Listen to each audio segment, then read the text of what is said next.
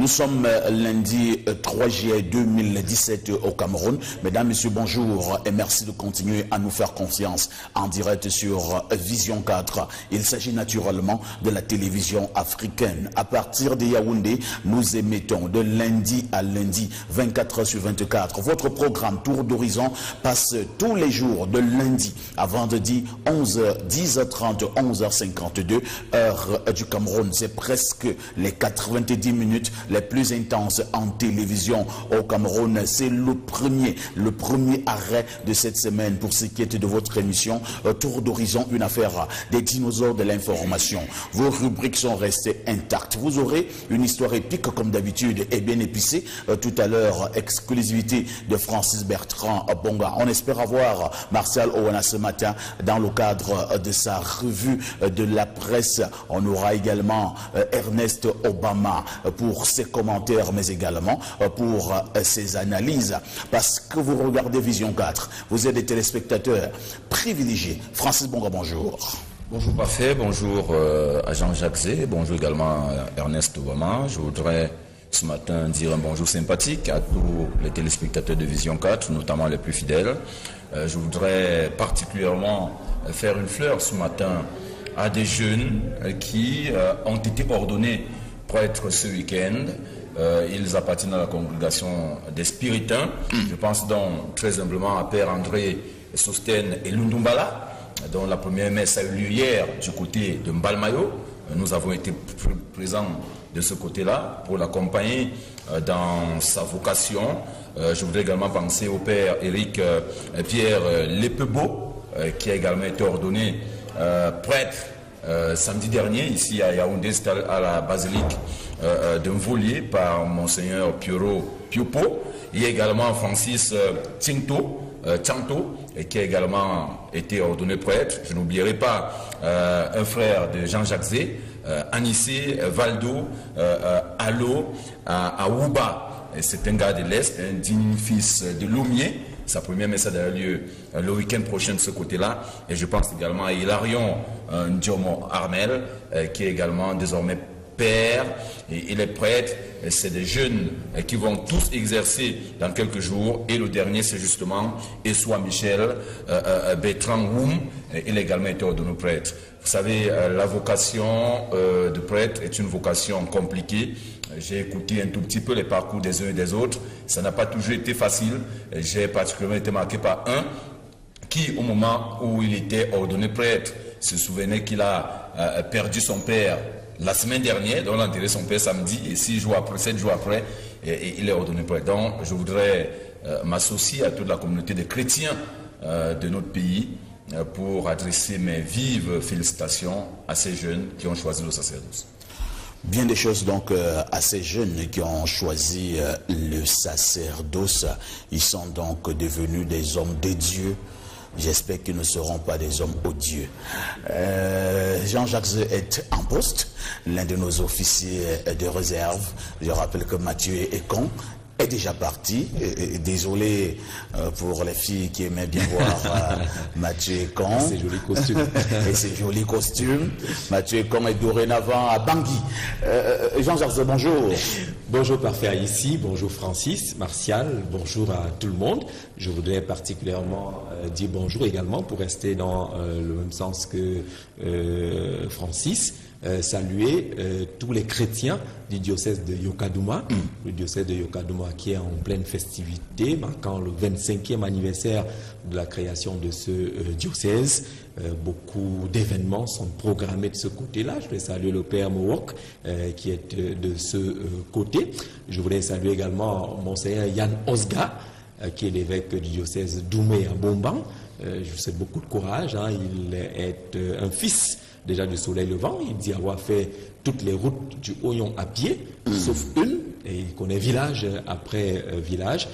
Cette pastorale, la proximité, à mon avis, porte des fruits et des résultats. Je voulais saluer en tout cas tous ces hommes d'église, serviteurs de Dieu.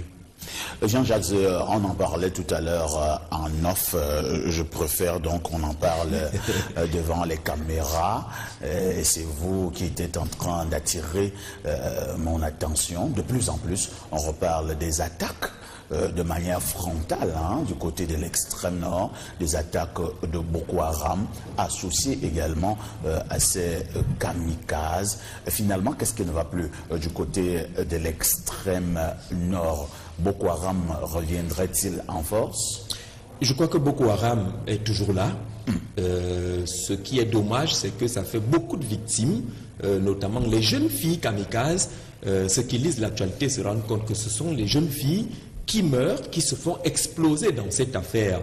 Il y a donc un problème, au-delà de ce qu'on peut compter les morts, même si on n'aime pas beaucoup les compter, dans l'encadrement familial. Ces jeunes filles viennent d'où pour qu'elles soient recrutées par Boko Haram, qu'elles soient formées, parce que pour être kamikaze, ça ne se forme, on ne se forme pas en un jour. C'est une idéologie. J'ai vu un reportage sur une télévision française qui montre comment on lance des appels aux djihadistes, ainsi de suite. Pour atteindre ce niveau, c'est une formation profonde. Alors, que se passe-t-il avec l'encadrement de la jeune fille? Comment se fait-il que les jeunes filles puissent se retrouver aussi nombreuses au front, prêtes à aller mourir, comme on le voit dans l'extrême nord? Je pense qu'il y a un niveau de responsabilité de ce côté.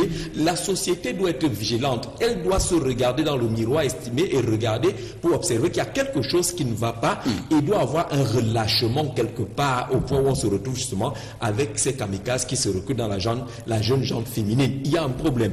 On peut également se dire que s'il y a tant d'attaques, parce que le quotidien, le jour, fait par exemple le point du nombre de morts enregistrés pour le mois de juin seulement, on se rend compte peut-être qu'on ne fait plus, on n'ouvre plus les journaux avec ces morts-là, comme il y a le cas, et c'était le cas de cela 1 ou 2 ans, mais il y a un intérêt lorsqu'on lit les chiffres, les statistiques, pour constater justement qu'attention, l'ennemi ne dort pas, l'ennemi ne dort même jamais, et que dans cette guerre-là qui n'a pas un véritable visage, qui n'a pas de mobile précis, il faut qu'on redouble de vigilance, que les comités de vigilance, même s'ils marquent des points aujourd'hui, soient plus attentifs. Le problème également avec les comités de vigilance, c'est que depuis qu'on leur donne ouvertement des moyens, depuis qu'on leur donne les motos, les véhicules, les motos, les moyens techniques, les moyens d'intervention, un peu plus d'argent, ça fragilise un peu les comités de vigilance parce que vous savez, lorsqu'il y a l'argent, lorsqu'il y a l'argent, ça commence à diviser. Si l'argent n'est pas bien distribué, il commence à avoir un problème. Et ces comités de vigilance, les batailles en interne fragilisent les comités de vigilance et l'ennemi profite de ces failles-là pour y intégrer. Vous savez que lorsque vous lisez la presse, vous vous rendez compte justement qu'il y a beaucoup de plaintes qui viennent également des comités de vigilance, qui viennent aussi de certains hommes en tenue qui ont des problèmes avec les primes et ainsi de suite. Plus on entend ce genre de casserole, même si on parle de cas d'indiscipline aujourd'hui, plus on entend ce genre de choses, plus ça favorise également le développement de l'ennemi. Je pense que on doit faire attention. S'il y a de l'argent à distribuer, qu'on donne à qui de droit automatiquement. S'il y a une prise en charge des comités de vigilance, que cette prise en charge soit conséquente, qu'elle ne devienne pas plutôt un problème qui va retourner les uns. Au lieu d'être une solution. Au lieu d'être une solution, que ça devienne plutôt des problèmes. Mais on doit savoir que dans l'encadrement familial, parce que ces jeunes filles qui sont utilisées ne tombent pas du ciel, elles viennent certainement des familles, que ce soit au Cameroun, au Tchad ou au Nigeria, elles viennent des familles. Comment ces gens sont recrutés et disparaissent des familles sans que les alertes ne soient rapidement données. 7 filles, 8 filles, 10 filles qui explosent, ça fait beaucoup de familles qui devaient normalement être touchées depuis et donner l'alerte. Merci Jean-Jacques pour ce regard. Francis Bertrand Bonga, j'ai une autre interrogation. On dit habituellement la secte islamiste Boko Haram. Je voudrais qu'on puisse souligner secte. Et dans ce que Jean-Jacques venait de dire, le fait quand même de voir ces filles de plus en plus qui sont naturellement recrutées, accepter aller se faire exploser, cela signifie que dès le départ, elles ont eu une idéologie, elles ont reçu des enseignements, et c'est là où ça m'intéresse, c'est-à-dire la secte. Est-ce que finalement, ces gens-là, au-delà de ces batailles, ce n'est véritablement pas une histoire aussi légèrement mystique, où on fait vraiment, on inculque des notions, entre guillemets, des valeurs à certains qui sont recrutés, au point que ces personnes sont prêtes à aller mourir. Est-ce que c'est véritablement une secte? Alors, une secte, il faut savoir dans sa définition que la secte, c'est toute organisation qui a justement une idéologie. Et à la tête un gourou. Bon, disons Disons-le comme cela, mais vous savez, chaque fois que vous êtes organisé autour d'une idéologie, c'est pour cette raison qu'on vous dira que l'Église attention, même est le RDPC a une idéologie. Hein? Oui, mais c'est Est-ce que c'est une secte? Non, ce n'est pas une secte.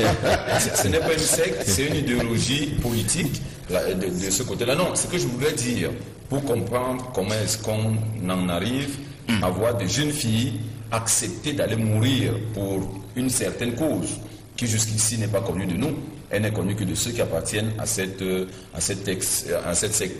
J'ai eu la chance, il y a exactement une semaine, c'était le week-end dernier, j'étais à la maison et il y a une émission qui passait sur TF1, on appelle 6 sur 7.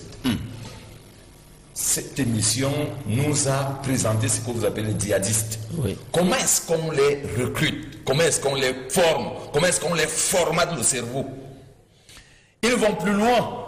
Les quelques enfants qu'on a pu sortir de là et qu'on a ramenés dans les centres de réinsertion, parce qu'il faut savoir que la lutte est suffisamment avancée aux États-Unis, on commence à former des personnes pour aller sortir ces enfants de ces sectes. Les enfants qu'on a donc déjà pu prendre et qu'on a amenés dans les centres de réinsertion, on leur envoie là-bas ce qu'on appelait des psychologues qui partent donc avec pour mission de reformater leur cerveau, donc de changer l'idée qu'on leur a mis en tête pendant qu'ils étaient dans la secte. On a justement interviewé quelques-uns, c'est-à-dire après 4 mois de cours avec le psychologue. On te montre comment est-ce qu'on les forme, comment ils sont tous dans la nouvelle donne.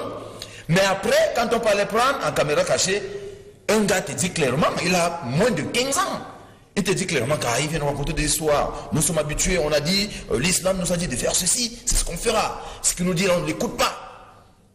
On l'a déjà formaté. Vous nous avez dit ici la semaine dernière, parfois ici, que vous êtes né dans une famille chrétienne où votre papa vous amène à l'église tous les matins. Terminé.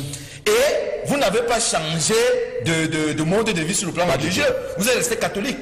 Un enfant, on vous a dit qu'il y a 200 filles qu'on a pris dans un lycée, qu'on a levé dans des lycées. On les a amenées, elles ont commencé à faire les enfants là-bas avec les membres de Boko Haram. Vous pensez que les enfants qui ne savent peuvent avoir quelle autre chose dans la tête si ce n'est de suivre ce que font leurs parents? C'est de ça dont il est question. Cela signifie que ces terroristes sont très bien organisés. Bien sûr. Parce que le fait d'enlever 200 filles, commencer à faire des enfants à ces filles là où elles sont cachées, on comprend très bien que les enfants qui naissent dans ces conditions seront ni plus ni moins que des Boko Haram. Que des Boko Haram. Donc c'est de ça qu'il s'agit. Donc un enfant a 13 ans et qu'il a eu un parent qui depuis sa naissance ne fait que ça. Cet enfant ne peut pas faire autre chose que ce que son parent lui demande de faire. On lui dit ici, écoute, il vaut mieux accepter d'aller mourir pour notre cause, même si toi-même tu ne sais pas encore ce que c'est. Et surtout qu'on leur dit qu'en mourant, vous rendez service, vous rendez seulement, vous allez chez Allah. C'est de ça dont il est question. Donc je pense que il faut tuer le mal à la racine. Très bien. Mais comment faire pour atteindre la racine, c'est un peu plus compliqué qu'on ne le pense. Oui, Jean-Jacques. L'occupation du terrain. L'occupation du terrain.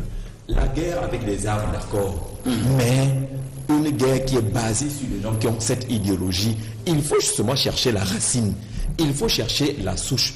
La souche est dans l'éducation.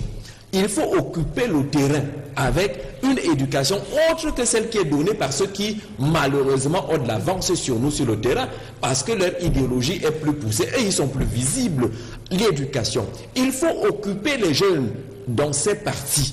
On a dit qu'il faut viabiliser, il faut améliorer les conditions de vie, il faut créer des emplois, il faut créer des activités qui détournent les gens des idéologies qui arrivent et qui leur donnent l'impression justement que vous n'êtes pas pris en compte par le monde gouvernant tel qu'il se présente aujourd'hui. Il y a donc un espace à pouvoir occuper avant et ne pas se lasser, parce que le problème c'est généralement que lorsqu'on a l'impression que ça retombe un peu, eh bien on crie victoire, on laisse. Entre-temps, je pense avoir vu ce reportage de Francis Bonga et constater justement qu'attention, ce n'est pas une affaire à prendre à la légère. Les chefs d'État sont rassemblés à Addis Abeba, ils vont parler de la lutte contre le terrorisme, ils vont dire qu'il faut donner les moyens. Nous sommes d'accord, les moyens de lutte, les soldats doivent aller au front, mais il y a autre chose à faire, l'occupation totale du terrain par l'éducation, par la formation, par les emplois. C'est très important parce que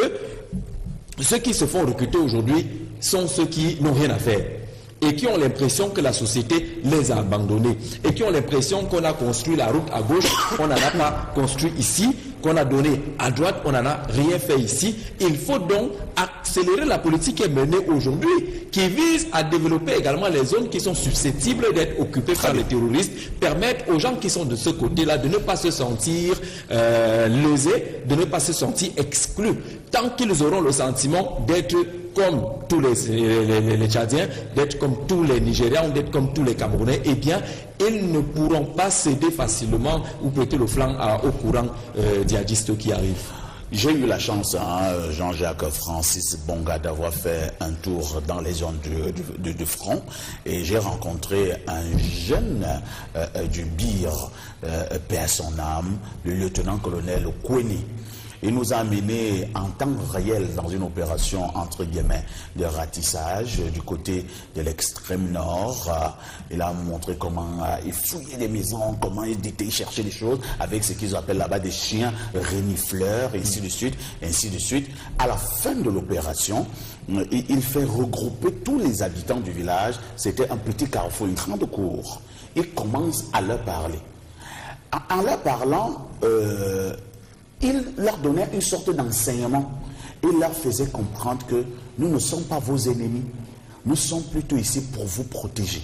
C'est ceux d'en face, les Boko Haram, qui sont vos ennemis. Mais ils viennent vous dire le contraire.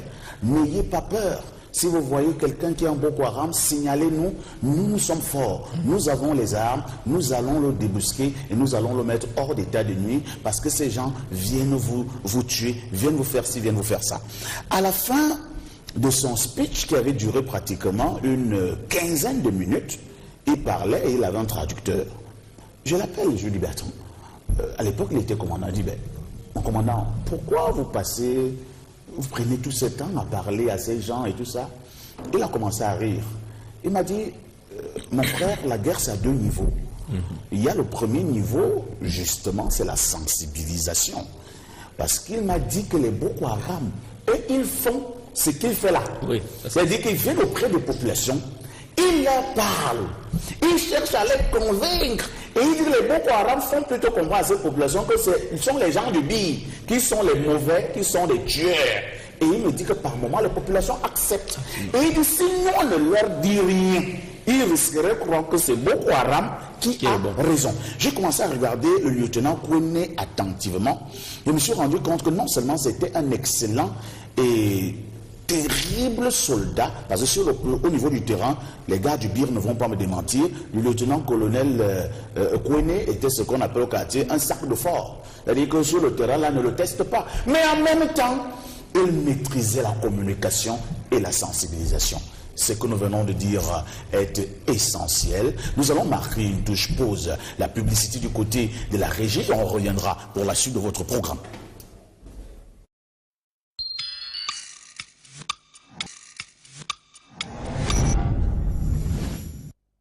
Merci de continuer à nous faire confiance en direct sur Vision 4 en guise de problématique ce matin. On essaiera de revenir sur le premier forum sur la diaspora qui s'est tenu au Cameroun du 28 au 30 juin dernier avec une interrogation, le paradoxe de la double nationalité.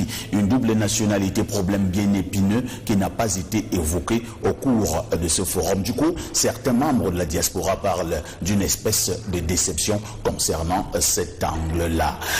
Il est en poste déjà, il s'appelle Ernest Obama, je ne sais pas ce qu'il a fait de sa voix.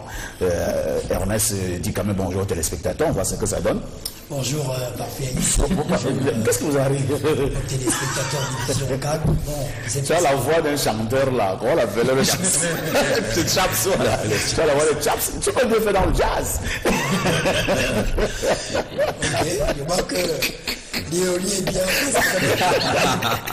C'était quoi ce week-end? Le jour que tu seras encore malade, que l'ironie t'arrangera.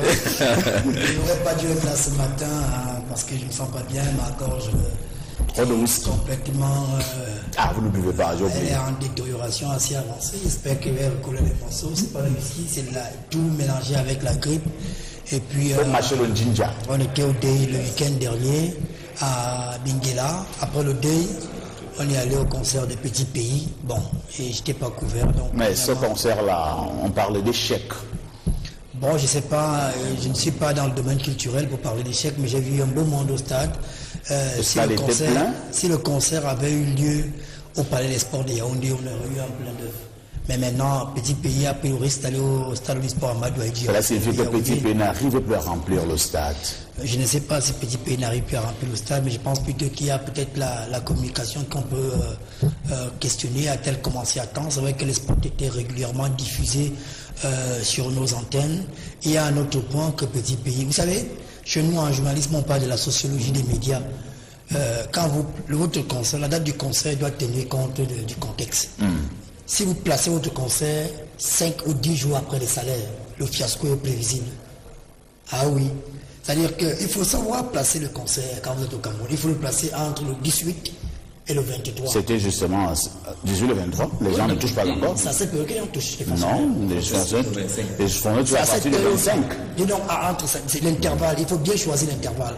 Et même, vous verrez qu'à Yaoundé, à partir du 28, il n'y a plus d'embouteillage. Mais du 18 au 26, il y a l'embouteillage à Yaoundé parce que les voitures qui sont régulièrement garées, on a mis un peu de carburant, de 10 000, mais 5 jours après, c'est... Je pense qu'il y a aussi l'aspect des vacances, vous parlez toujours du contexte. Ouais. À la fin du mois de juin, les gens sont préoccupés par l'envoi des enfants en vacances, les résultats ne sont pas encore connus, et ainsi de suite, les gens sont encore très tendus. Et je pense également qu'il y avait beaucoup d'événements parallèles ce week-end, mais si on est effectivement à 5000 places, le choix du site également est un problème. Avec 5000 places, on fait le plein du Palais des Sports et c'est nettement mieux que d'aller tenter l'aventure sur 40 000 places au stade Amadou Ahidjo. Je pense que c'est un problème. Et est-ce qu'à un moment donné, voilà, je voulais parler de cette époque. Moi, je pense qu'on va laisser la langue de bois. J'ai l'impression que Petit Pays n'attire plus le monde. Non, vous allez pas. Petit Pays n'attire plus suffisamment le monde. Moi, je me rappelle du Petit Pays dans les années 90, 95, 2000, au Mateko, à Yaoundé, lorsque le concert des Petits Pays était annoncé, c'était comme ce qu'on appelle en Europe à guichet fermé. C'est-à-dire que les gens qui étaient dehors, qui avaient pourtant leur billet, ne pouvaient plus entrer parce qu'à l'intérieur, c'était il y a le plein d'œufs. Est-ce que c'est encore le même Petit Pays en 2017? Oui, pour avoir vu Petit Pays à Fomaric, pour avoir vu Petit Pays dans d'autres espaces, je pense qu'il reste encore Petit Pays. Mais vous vous souvenez justement qu'à cette époque aussi, il n'y avait pas les tickets de 5 000 ou de 10 000. Au Mateko, c'était 1000 francs. Colo. Tout le monde dedans et c'était plein. Or, au stade Amadou Ahidjo, on a commencé à faire les places VIP, super VIP de 5 ou de 10 000 francs. Je suis sûr que sur le plan comptable, ils n'ont peut-être pas perdu grand-chose. Parce que si on a 5 000 personnes et que plus de la moitié de ces personnes ont payé les tickets de 5 ou de 10 000, c'est comme si on avait un plein de 1000 francs. Peut-être que l'organisateur a également misé sur cet aspect-là. Mais je pense justement que on ne peut pas dire qu'il est toujours mathématiquement ou arithmétiquement le même Petit Pays. Parce qu'il y a des courants nouveaux qui sont arrivés. Lorsque vous avez des jeunes qui mobilisent comme la génération que nous avons aujourd'hui, il faut se dire qu'on ne peut plus être seul au monde, on ne peut plus être super, on ne peut plus avoir ce monopole-là. Maintenant, les organisations du spectacle doivent prendre en compte tout cela. Et Ernest parlait de la communication. Je suis de communication. Je suis de ceux qui pensent que la communication pour Petit Pays n'a pas été bonne par rapport aux communications qui étaient faites par la communication de Petit Pays depuis un certain temps. Justement, parce qu'il n'y avait même pas toujours de communication. Parce qu'il y a beaucoup de complaisance autour de la communication de cet événement. J'ai des amis qui ont travaillé là-dedans, je les observais souvent à la télé, mais j'estime que pour le calibre de Petit Pays, il fallait un peu plus en matière de communication. Il y a l'aura des communicateurs, il y a la notoriété des communicateurs, il y a la qualité de la communication. Ça doit être pris en compte pour rester justement le numéro 1. Ce numéro 1 doit être entouré par les numéros 1 aussi en matière de communication. Merci Jean-Jacques. Ernest va achever donc son regard. On passera aussi la parole à Francis rapidement parce que j'ai un problème de temps. Moi, je pense que contrairement à Jean-Jacques, Petit Pays reste égal à lui-même. Moi j'étais au concert, j'étais avec des amis. J'ai fait un tour là-bas après en Komadia, comme je le disais. Et là, chaque fois que Petit Pays entonnait lançait une nouvelle chanson, tu voyais bien comment les fans des Petits Pays s'élevaient. J'ai eu du plaisir à écouter par exemple le Métro, à réécouter Maria, à réécouter un certain nombre de chansons. Et là, l'exemple pris par Parfait ici, notamment le stade Mateko de Yaoundé, on est dans le calibre du palais des sports de Yaoundé. Mais si tu regardes les gens qui étaient au stade, on est pratiquement dans les 10 000. Hein. Si quelqu'un parle de 5 000 places, c'est pas vrai. On est dans les 10 000 places qui étaient là. Moi, j'étais assis à la tribune présidentielle, vraiment présidentielle même. Mais ceux qui étaient sous la tribune présidentielle, c'était plein pratiquement là-bas. Et au niveau de la communication, je suis entièrement d'accord avec Jean-Jacques. Voyez-vous, moi j'étais également au concert de Boba. Et là, on a vu comment Pete Bacardi et toute l'équipe qui l'accompagnait, c'était le matraquage à travers Facebook, à travers Instagram, à travers les médias classiques, la radio, la télé, la presse écrite, mais également les médias internationaux, comme Trace Africa qui a accompagné le concert. Et la pluie est venue un tout petit peu embêtée, mais le stade du sport Amadou Aziz était pratiquement plein pour le concert de Bouba. Petit pays a toujours des fans. On dira peut-être qu'il y a une évolution parce que par le passé, il y avait une seule télévision qui passait au Cameroun. C'était la CRTV. Très peu de Camerounais avaient accès à ce qu'on appelait à l'époque le câble. Aujourd'hui, le câble est devenu démocratisé. Tout le monde a pratiquement Canal Plus chez lui. Et il y a d'autres possibilités. On peut écouter la musique étrangère. Il y a Trace Africa, il y a Boom TV de nos confrères de STV.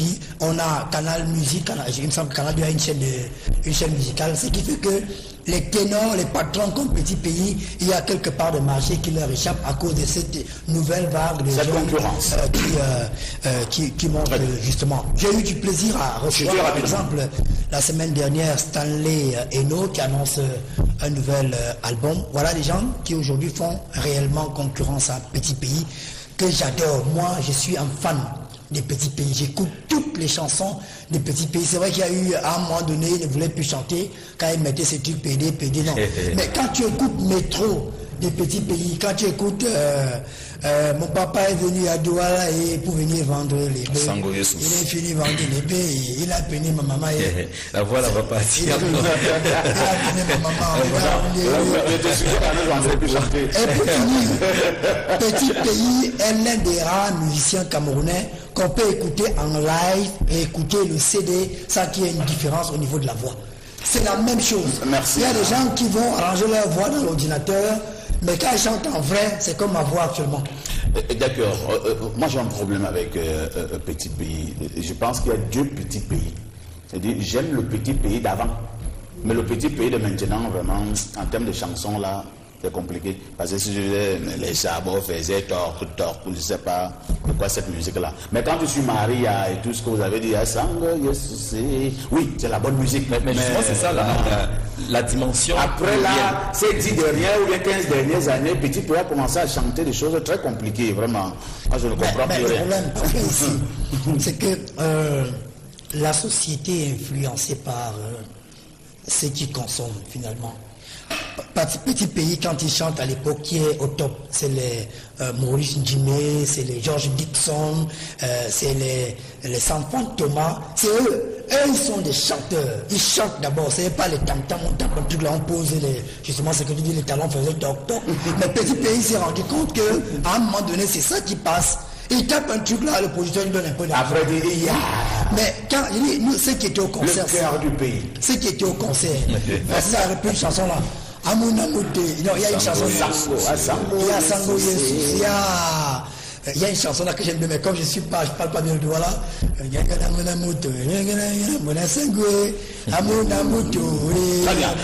Excellent. Juste un petit commentaire justement pour dire qu'effectivement le détour effectué, parce qu'il faut dire que la destination c'était le safari, le détour effectué permet de pouvoir dire. Après vous êtes allé au safari. Permet de pouvoir dire. Vous êtes des jouisseurs. Permet de pouvoir dire qu'effectivement le nombre de personnes qu'on a pu observer au stade Omnisport, si on avait déporté ces personnes au Mateko, il n'y aurait plus de place pour certains. Ouais. Donc c'est pour dire que si Petit Pays était resté dans sa logique du passé, c'est-à-dire aller faire le concert au Mateko, il aurait perdu beaucoup d'argent. Parce que dites-vous que ce n'était pas seulement 1000 francs, il y avait 5 000, il y avait 10 000 à payer. Donc sur le plan de la popularité, on a envie de dire que Petit Pays a gardé ses fans. Ça, il faut pouvoir le dire. Mais maintenant, est-ce qu'il n'a pas eu l'impression qu'il a eu d'autres fans entre-temps. Peut-être c'est cette impression qu'il a. Et là, il a été buté. Et là, il a donc été buté parce qu'effectivement, quand tu vas au stade Omnisport, il faut être sûr de pouvoir faire au moins le demi-plein, ce qui n'était pas le cas. Maintenant, moi, je voudrais quand même qu'on soit d'accord sur une chose. J'ai écouté Petit Paysi d'ailleurs, qu'il y a 13 ans, il parlait déjà de PD. Et qu'on disait on disait qu'il est fou. Qu'aujourd'hui, quand on entend tout le monde s'attaquer au PD, il est un peu surpris. Parce que ça veut dire qu'il dit qu'il a vu. Non, il n'a pas fait la promotion de PD. Il n'a pas fait la promotion. Il dit qu'il a attiré l'attention. Non, quand il disait je le manga. J'ai dit donc, Petit Pays dit qu'il a attiré l'attention de l'opinion sur ce qu'il y a. Ce phénomène qui est en train de nous envahir, mais que personne ne l'avait écouté à cette époque. Non, ce qu'il faut dire, je voudrais chuter pour dire qu'il y a un certain nombre de personnes qui s'attaquent aux journalistes.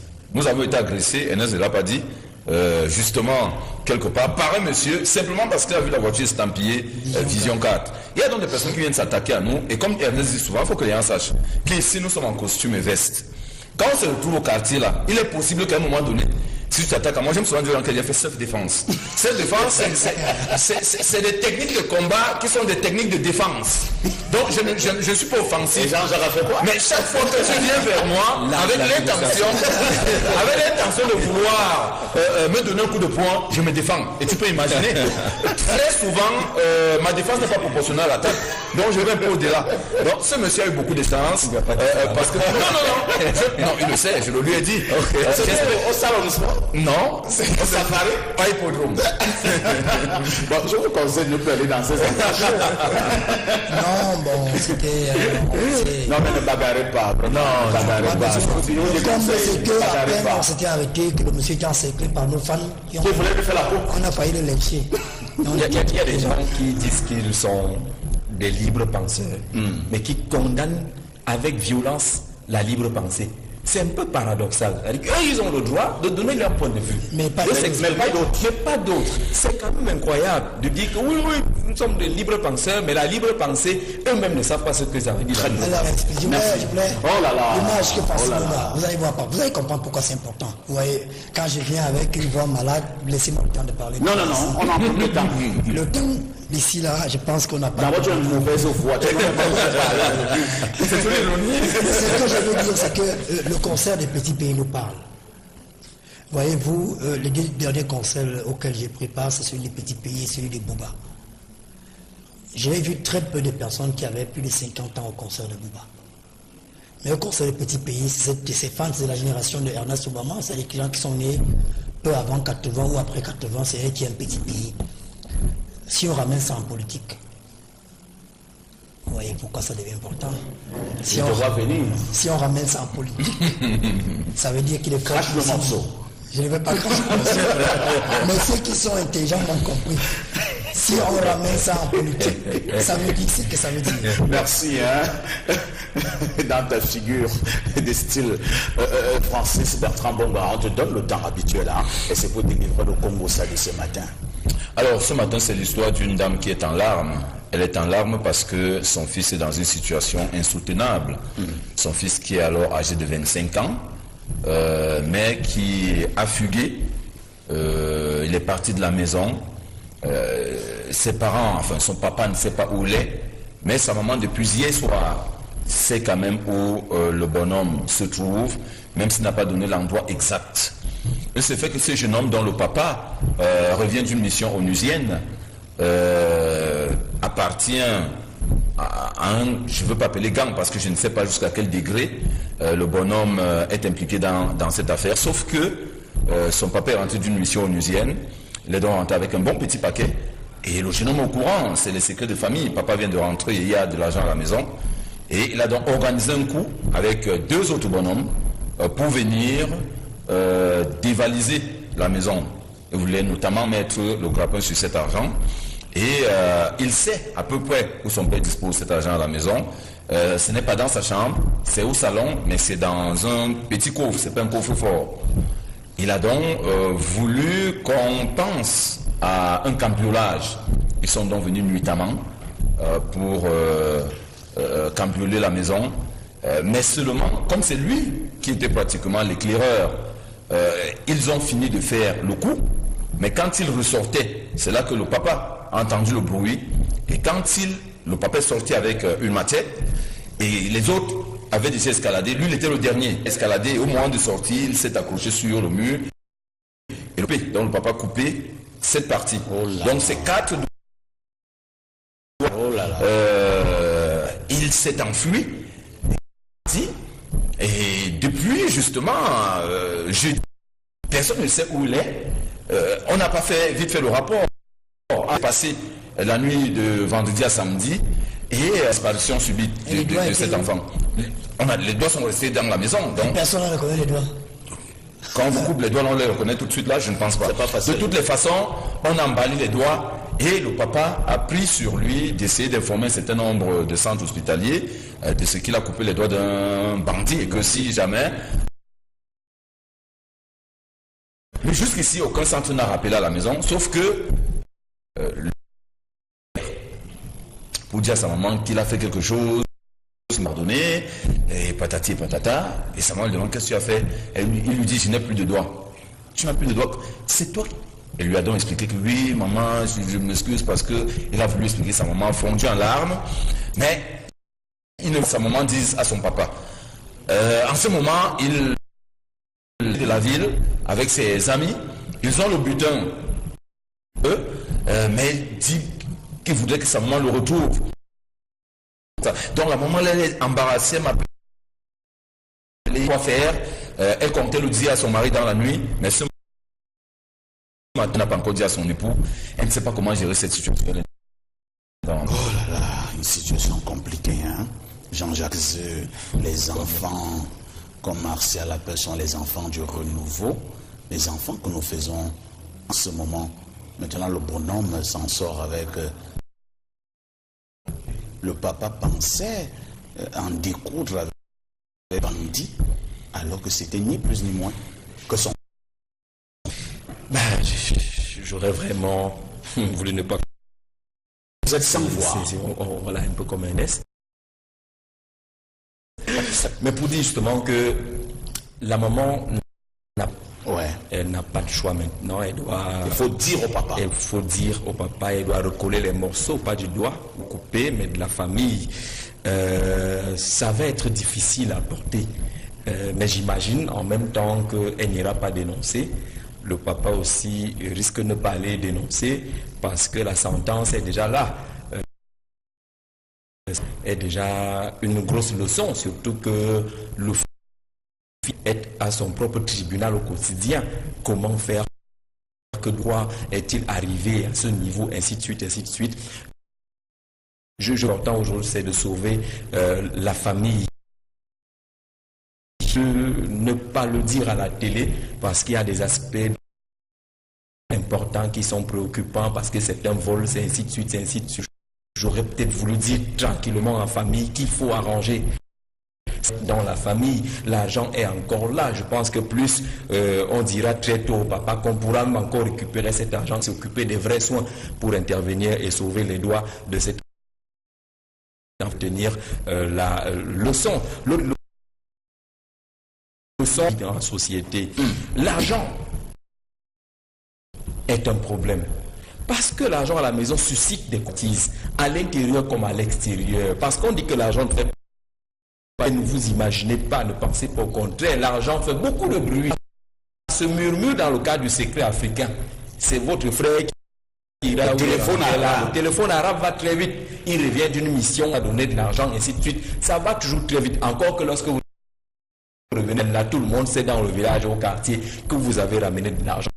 D'argent à la maison, ça suscite toujours les convoitises. L'argent, c'est clair, même si on vous dira que quelqu'un peut toucher faute d'internet et consorts, qu'il y a des problèmes de ce genre, que vous avez votre argent, vous ne pouvez pas aller touquer. On vous dira qu'il n'y a pas le réseau, il n'y a pas la connexion. Mais pour sécuriser l'argent, il faut le mettre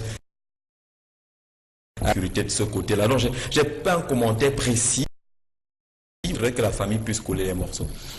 Que la famille puisse C'est vrai également, comme Jean-Jacques le dit, bon, il faut garder de l'argent à la banque, mais par moment aussi, lorsque les bandits savent pertinemment qu'on trouvait de l'argent chez Jean-Jacques et j'ai notamment un jour là-bas, et ils ne trouvent même pas 1000 francs. Il paraît que les bandits s'énervent 10 fois plus.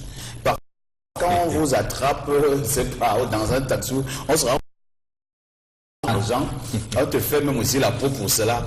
Quelqu'un l'a trouvé, on l'a agressé une nuit, mais rien, il restait une piécette de 50 francs. Les agresseurs ont fait, c'est qu'ils ont récupéré la pièce de 50, ils ont donné à un d'eux qui allait vers la route trouver les gars. Ils ont acheté une lampe et ils sont revenus. Prochainement, il faut marcher avec l'argent. Est-ce que tu comprends? On a commencé à tracer la lampe sur son corps. Donc parfois aussi, ce n'est pas pour être d'abondi, hein, mais ayez aussi un peu d'argent quand même à la maison, ça peut vous sauver. J'ai failli dire Martial Rona. Ernest Obama. Bon, moi je pense que notre émission Tour d'Horizon aide beaucoup parce qu'elle nous permet de partager certaines expériences avec les téléspectateurs.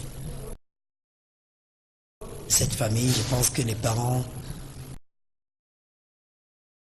arrivés dans une famille, quand un enfant vole, ce sont les parents qui sont responsables parce que ils ont certainement couvert plusieurs coups de vol de ce garçon quand il a commencé. Je pense que le plus important dans une famille, c'est tout faire pour qu'il n'y ait pas de vol. Et pour que cela n'arrive pas, il faut que le parent mette l'enfant à l'abri. Ça va nous permettre de parler à ceux qui sont riches. Parfois ici, j'ai eu la malchance ou la chance d'avoir habité au quartier Hippodrome. On a détruit là où j'habitais pour construire ces patrouilles, c'est non loin de l'hôtel La Plaza. Et la plupart de ceux qui étaient nos voisins étaient riches à l'époque, généraux et colonels. Mais je me suis rendu compte pendant le temps que j'ai passé là-bas que les enfants des riches, parfois, n'ont rien. C'est-à-dire qu'il y a une voiture qui t'accompagne à l'école, tu peux manger à la maison, mais l'argent de poche, on ne t'en donne pas. Conséquence, donc, si ce garçon doit aller au safari le week-end, s'il doit aller au Cacho, s'il doit aller à la Sanza, qu'est-ce qu'il fait? Il vole. Il va voler. Quand il va voler, il dira que c'est l'ami de l'autre qui nous amène, alors que c'est l'argent qui vole à la maison. Et régulièrement, le père se rend compte qu'il y a de l'argent qui est volé, on ne fait pas le point. Et une situation comme celle-là, elle perdure. Au fur et à mesure que le père prend des dispositions pour que son argent ne s'envole pas, lui ne soit pas volé, lui également il trouve des stratagèmes. Et il me semble donc que si le gars est allé jusqu'à aller prendre des gens dehors, c'est qu'à la maison, le père a continué à prendre des mesures pour que son argent ne soit pas volé. Non. Quand vous avez de l'argent, dès que votre fils a le baccalauréat, il doit avoir une voiture.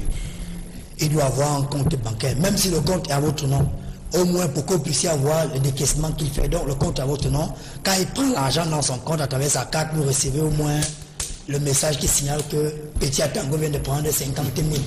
Et si vous vous rendez compte qu'il va régulièrement prendre de l'argent, vous l'appelez quand même pour demander une attention.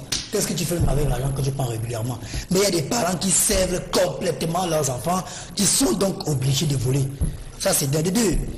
Tant que le père vit dans une maison comme si l'argent était simplement pour lui, c'est-à-dire qu'il y a comme une sorte de distance entre le père et les enfants, puisqu'il cache l'argent dans la maison. Non, vous n'avez pas besoin de cacher votre argent. On ne va pas quand même exposer les millions. Hein, ce n'est pas exposé. Mais je vais vous dire, parfait, je prends mon exemple. Moi, je suis d'une famille qui est extrêmement pauvre. Bonga connaît un peu mes frères. Mais je peux te dire que dans ma famille, si tu m'appelles pour me dire que mon frère t'a escroqué, je ne peux pas accepter. Mais tu peux poser le milliard là, tu pars, tu vas revenir, un 5 francs ne va pas disparaître. Rien. Pourquoi? Parce qu'on a grandi comme ça. Les petits biens qu'il y avait, si la mère avait posé 500 francs, tu retirais 100 francs. Quand elle vient demander qui a pris 500 francs ici, tu dis c'est moi, c'est pour faire quoi? Tu expliques. Elle laisse tomber. Mais par contre, ce qu'elle ne voulait pas, c'est qu'elle vienne, elle se rend compte que sur les 500, il y a 200 qui ont disparu et tu prétends n'avoir pas pris, là c'était un problème. Donc il faut que les gens mettent leurs enfants à l'aise. Parfois ici, au moment où je te parle, il y a des enfants que vous verrez, le père est bouclement riche. Mais lui, il est obligé de prendre les choses à la maison pour aller revendre. Vous allez voir que... Les parents comme ça disent aux enfants que c'est mon argent. Battez-vous comme moi, toi, le vôtre aussi. Exactement. Vous allez voir. C'est qui n'est pas mauvais conseil. Enfin, ici, vous allez voir que ceux qui habitent à côté des riches, Oui. quand il y a une fête chez eux, ils vont boire le renard qui coûte 80 000 alors qu'ils ne l'ont jamais acheté parce que le gars a vendu ça 10 000. Ils vont boire le champagne qui coûte très cher, qu'ils n'ont jamais acheté. Qu'est-ce que le gars fait quand il faut sortir le week-end avec les amis qui eux parfois ont des parents qui sont dans des situations sociales moyennes, qui leur donnent de l'argent? Lui, il est le fils d'un DG ou d'un ministre, il n'a rien. Il va dans la cave, il prend une caisse de vin qui coûte 200 000, il va brader à 20 000. Il peut prendre 3 caisses de vin comme ça, il revend. Le jour qu'on découvre qu'il y a une vol à la maison, parfois on s'en prend au jardinier, parfois c'est au chauffeur, alors que c'est le propre fils qui donne de l'argent. Merci. Je pense que, mais pour le Congo, ça, il n'y a rien à faire. La mère doit dire la vérité, et je suis d'accord avec Jean-Jacques. Pas besoin d'aller porter plainte. On doit convoquer le garçon à la maison, on lui parle. Que tu n'as pas besoin de voler l'argent de ton père. L'argent de ton père, c'est ton argent. Quand tu as un besoin, il faut l'exprimer. Le père, lui aussi, doit comprendre à un moment donné qu'il n'a pas besoin de cacher son argent, qu'il doit s'occuper de son fils. J'ai fini par quelque chose par faire ici. J'ai un ami qui appartient à une famille très riche, mais vraiment très riche. Mais chaque fois, il vient même souvent me voir à Vision 4. Personne ne peut savoir à quelle famille il appartient. Il n'a même pas de voiture. Mais chaque fois, quand il vient dans mon bureau, et quand on parle de la vie, de tout ça, et il me dit, quand il a eu le bac, son père l'a appelé pour lui dire, il a dit à son père qu'il s'inscrivait dans une école supérieure qu'il fallait payer 2 millions, je crois que c'est la Cato. Le père lui a dit de venir le lendemain, il a payé 2 millions, il lui a donné, et il a pris un chéquier et une carte de crédit. Il lui a dit, depuis que tu es né, chaque mois je gardais 50 000 pour toi. Et comme tu as atteint l'âge de la majorité, j'ai également ajouté encore 10 millions dans ton compte. Voici la carte. Tu ne peux pas imaginer combien il y avait dans le compte. Tu ne peux pas imaginer combien il y avait dans son compte. Mais le gars, tellement, justement, il vit dans une simplicité légendaire. Il n'a pas de voiture, parfait ici. Il gagne pratiquement 850 000 francs par mois. Il m'écoute en ce moment, il est en train de certainement un coup de rire. Quand il vient ici, parfois les policiers le bloquent à la porte, alors que chez lui, il a un policier qui garde. On le bloque à la porte là. Ça, on en arrive là quand les parents te montrent que l'argent ne représente rien et que c'est ton propre argent. Tu penses par faire ici que ce garçon-là peut voler l'argent de son père? Non, il ne peut pas voler. Merci. Moi j'ai un autre souci. Les doigts qui ont été coupés. On a gardé les doigts frais. Non, parce qu'on ne rien pas. Il faut sauver ce garçon parce que non, si les doigts sont encore en état, on va, comment on appelle ça? On a emballé les doigts et c'est un plastique. C'est un plastique. Ça ne met pas frais, ça va commencer à pourrir. C'est ça. Le père dit qu'il sait qu'on va appeler. Il ne sait que même c'est comment on va l'appeler. Il faut qu'il se dépêche. Pour permettre aux médecins de pouvoir encore ressouder, je ne sais pas comment on appelle ça. Non, c'est un peu possible. Mais je pense que comme l'émission, c'est le plus possible parce qu'il y a un timing. Il faut observer, il y a des conditions de conservation. Juste que moi, m'avait même dit, Jean-Jacques pour t'aider, que si on te coupe ton oreille tombe là pas fait. On peut prendre, on recolle sur place. Mais si maintenant le temps passe, c'est plus possible. Je pense que comme les gens écoutent l'émission et qu'ils savent certainement qu'il y a un parent qui a les doigts d'un inconnu chez lui, si quelqu'un les doigts, voilà, qu'il sache aujourd'hui que ce sont les doigts de son fils et que son épouse est au courant. Et je pense que si lui est au courant, parce que forcément aujourd'hui il sera au courant de ça, c'est clair. Il s'agit des doigts de son fils. C'est vrai que maintenant qu'il puisse je connais un Congo ça similaire qui s'est passé à Yaoundé. Mais le père était général, il a bâti son propre fils. Mais il n'est pas décidé. Il lui a juste cassé le pied. Nous allons reprendre une touche pause, la pub à nouveau à l'antenne et on reviendra pour lire les SMS et commenter et analyser le Congo, la problématique de ce matin. À tout de suite pour la suite.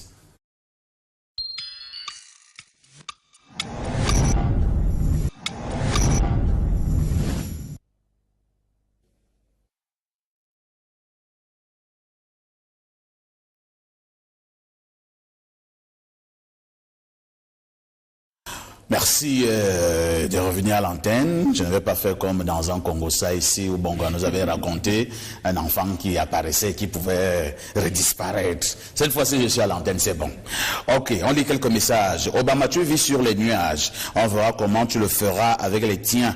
Arrêtons d'accrocher notre sac où nos mains n'y arrivent pas. L'argent de votre père ou votre mère n'est pas le vôtre. Travaillez pour avoir pour vous. Idriss de Melon.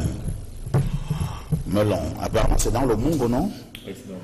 Je montre un reportage hier, on parlait de Melon, les malfrats. C'est que je n'ai pas dit que l'enfant ne devait pas travailler, j'ai simplement dit ce que François prenait en offre, qu'on doit simplement faire comprendre à l'enfant que l'argent de ton père est le sien. Très bien. Que tu n'as pas besoin de lui voler. Mais cela n'est pas arrivé que si le père également prend soin des enfants. Bonjour les dinosaures toujours aussi beaux. Obama n'oublie pas qu'il y a les enfants difficiles malgré les efforts des parents. Nadège de Ngaoundéry. Autre message, Ça, le jour... Parfait, c'est peut-être vrai qu'il y a des enfants difficiles, mais vous verrez quelque chose parfait ici. Les enfants qui sont, je veux dire ça, accros à l'école ne sont pas très fans des sorties et autres. Bon, ceux qui ont suivi mon ami Cabral à Equinox, il a dit qu'il a plus d'habits, il a plus de livres que d'habits. Hein, parfait. Parce que chaque fois qu'il dépensera l'argent pour acheter un renard, c'est un livre qu'il aurait pu commander en France. Il n'a pas le temps pour ça. Très bien. Monsieur Obama, les parents de nos jours ne sont plus les seuls éducateurs des enfants. Ils ne peuvent les suivre partout. Il y a la société, les réseaux sociaux. Il faut juste prier et espérer le meilleur pour cette descendance. Le jour où tu n'auras pas fourni le compte de ta fille, Monsieur Obama, et qu'il faudra qu'elle continue avec la grande vie à laquelle tu lui auras habitué, alors ce sera compliqué. Autre message de ce matin, bonjour les baos de l'information, vous êtes bien sapés, vous faites la fierté de l'Afrique et du monde entier, courage les gars, voilà c'est KMR de Yomabang, c'est Cameroun? Bon, je suppose que c'est Cameroun de Yomabang. Ces doigts font penser à ceux de Tibac de Prison Break. Bonjour les chocos du micro. Obama, contente de t'entendre pour ta toux, en plus des médicaments. Il faut à ma belle-sœur de te faire cette décoction gingembre plus. Le message ne s'est pas achevé. Donc tu m'appelles après, on verra si on peut donner ta décoction à Obama. Et ta belle-sœur pourra donc le faire pour Obama. Ok. Bonjour, monsieur. Cette dame a tout entre ses mains. Elle est la seule à trouver les mots pour les siens. Autre message. Bonjour, les gars. La voix étant l'instrument du journaliste exerçant en télévision, Obama est-il obligé de participer à l'émission alors qu'il est à peine audible? Beaucoup de courage pour votre engagement à informer les masses. Aloïse Ansam. Obama est comme un soldat. Il n'abandonne jamais dans un champ de bataille. Non, c'est pas vrai. Je ne voulais pas passer à l'émission ce matin, malheureusement, Martial n'est pas là. Donc, tu veux dire que c'est Martial qui a dérangé? Je ne sais pas s'il a dérangé, mais je me suis excusé ce matin que je ne serai pas là. J'ai demandé à Jean-Jacques de me remplacer. Mais M. Bonga m'a appelé, j'étais en train de prendre ma tasse de lait tranquille, la garantie, que j'ai d'ailleurs abandonné. J'espère qu'il aura payé la facture. Bonjour les grands du plateau, le linge sale. Le nouveau directeur de la télé, il va aller pour la facture. C'est un élément qui buvait sa tasse de lait tranquille. Bonjour les grands du plateau, le linge sale se lave en famille. Bien parler à vous au studio, mais il faut aussi savoir que c'est pas facile pour la mère. Le problème maintenant est la stratégie qu'il faut employer à Harrison depuis Tchang. Je pense qu'il n'y a aucune stratégie, vraiment. Jean-Jacques et Ernest ont été clairs. Si cette mère continue même à garder ce secret, je pense que moi en tant que le papa, je la prendrai moi aussi pour complice. Tout ce que la mère doit faire, si elle l'a pas encore fait après avoir suivi cette émission, c'est d'appeler calmement son mari et de lui dire toute la vérité. Ce n'est que de cette bataille. On n'est même pas sûr là où ce garçon est, puisque la peur même peut-être d'aller à l'hôpital. Peut-être même que la main a déjà commencé à vouloir s'infecter et tout. Donc il est question de dire au papa ce qui s'est passé. Ce n'est que de cette manière qu'on peut voir ce qu'il y a lieu de faire. Je pense également qu'il faut tout faire pour que l'affaire ne se propage pas au quartier, que tout le monde soit au courant, mais j'accuse encore les parents un peu plus, parfois ici. Si Atango est en classe de 6e et qu'il débarque chez toi un matin avec un gars qui ne va pas à l'école, il faut chasser ces gars. L'enfant qui est en 6e doit avoir des amis qui sont soit en 6e, soit en 5e, et au fur et à mesure. Si votre garçon est en première année à l'université, il marche avec un gars qui peut être musicien, il a abandonné l'école. Avec tout ça à la tête, oui. Avec les tatouages au corps. Il a une longue chaîne qui arrive. Bonjour les lions du micro, moi je pense que cet enfant est délinquant et même un sorcier. Et le comble, beaucoup de jeunes. Le comble est que beaucoup de jeunes le font. C'est triste et c'est juste pour se vanter auprès des filles. Et il a eu ce qu'il méritait. Il aura le souvenir de son vol et il racontera à ses enfants. Obama, aujourd'hui, je suis d'accord avec toi, Arnaud Messassi. Mais Obama, lui, il accuse les parents, hein. Bon, ok, c'est bon. Jean-Jacques Zeu, le premier forum de la diaspora, s'est donc tenu au Cameroun du 28 au 30 juin dernier. On a eu un certain nombre de résolutions. Au-delà de toutes ces résolutions, un aspect pour les Camerounais de la diaspora n'a pratiquement pas été évoqué. C'est celui concernant la double nationalité. Commentaire. Mais le premier commentaire, c'est une question. Pourquoi n'avoir pas inscrit justement de façon formelle cet aspect à l'ordre du jour, sachant justement qu'après la dernière rencontre entre le président Biya et la diaspora en 2009, il avait clairement été demandé au chef de l'État de voir cet aspect. Le code de la nationalité qui date de 1968 au Cameroun n'est plus possible d'être mis en œuvre au Cameroun d'aujourd'hui ou dans le monde d'aujourd'hui. Ce code, à cette époque-là, avait une vision et une mission. On considérait ceux de l'autre côté comme des ennemis du régime. Et on avait durci un peu les lois pour limiter justement cet aspect de double nationalité. Est-ce qu'on est obligé de traîner ce boulet jusqu'à présent? Quelles sont les conséquences du respect strict de ce code de la nationalité dans notre pays lorsque les Camerounais à la diaspora vous disent justement combien il est compliqué d'investir chez nous parce qu'ils sont pris au piège justement de ce code de la nationalité? Vous ne pouvez pas rentrer dans votre pays sans visa. Vous imaginez votre frère de Doumenta qui, pour des raisons qu'on peut imaginer, a acquis notre nationalité de l'autre côté et veut venir construire un hôpital à Doumenta. Il n'est pas en mesure de prendre le vol quand il veut. Il faut les tracasseries qu'on peut imaginer pour avoir le visa. Lorsqu'il vient faire la paperasse au Cameroun, on le considère comme un expatrié. C'est-à-dire que ce n'est pas de la même façon et les mêmes textes, les mêmes papiers qu'il remplit que ce que remplirait un Camerounais qui vient avec sa carte de nationalité. Je pense que le Mali l'a fait, d'autres pays l'ont fait avec beaucoup de courage et ils sont en train de faire la comptabilité aujourd'hui des avantages de l'effacement de cette notion de double nationalité ou je ne sais pas trop quoi, nouvelle nationalité. Je pense qu'il aurait été intéressant pour les Camerounais qui se sont mobilisés pour ce premier forum de mettre ce problème sur la table parce qu'il est, j'allais dire, il conditionne pratiquement tout. Pour ceux des Camerounais qui sont considérés comme des investisseurs, parce qu'à un moment donné, c'est pas parce qu'on a vu 100 personnes qu'on va considérer que ce sont les Camerounais véritablement de la diaspora, c'est de la diaspora qui veut investir. Non, il y a beaucoup qui sont des opérateurs économiques de l'autre côté, qui gagnent beaucoup d'argent de l'autre côté, mais qui sont considérés comme des étrangers parce qu'on a encore cette loi-là. Maintenant, pour chuter. L'autre aspect, c'est qu'il y a véritablement, il y a ce code de la nationalité qui existe. Malheureusement, le Cameroun, c'est 2 poids 2 mesures. Il y en a qui ne bénéficient pas, même de fait, de la double nationalité, alors qu'il y en a qui en jouissent profondément dans notre pays et ils sont connus, qui sont d'autres nationalités, qui ont sollicité les autres nationalités, qui ne s'en cachent même plus.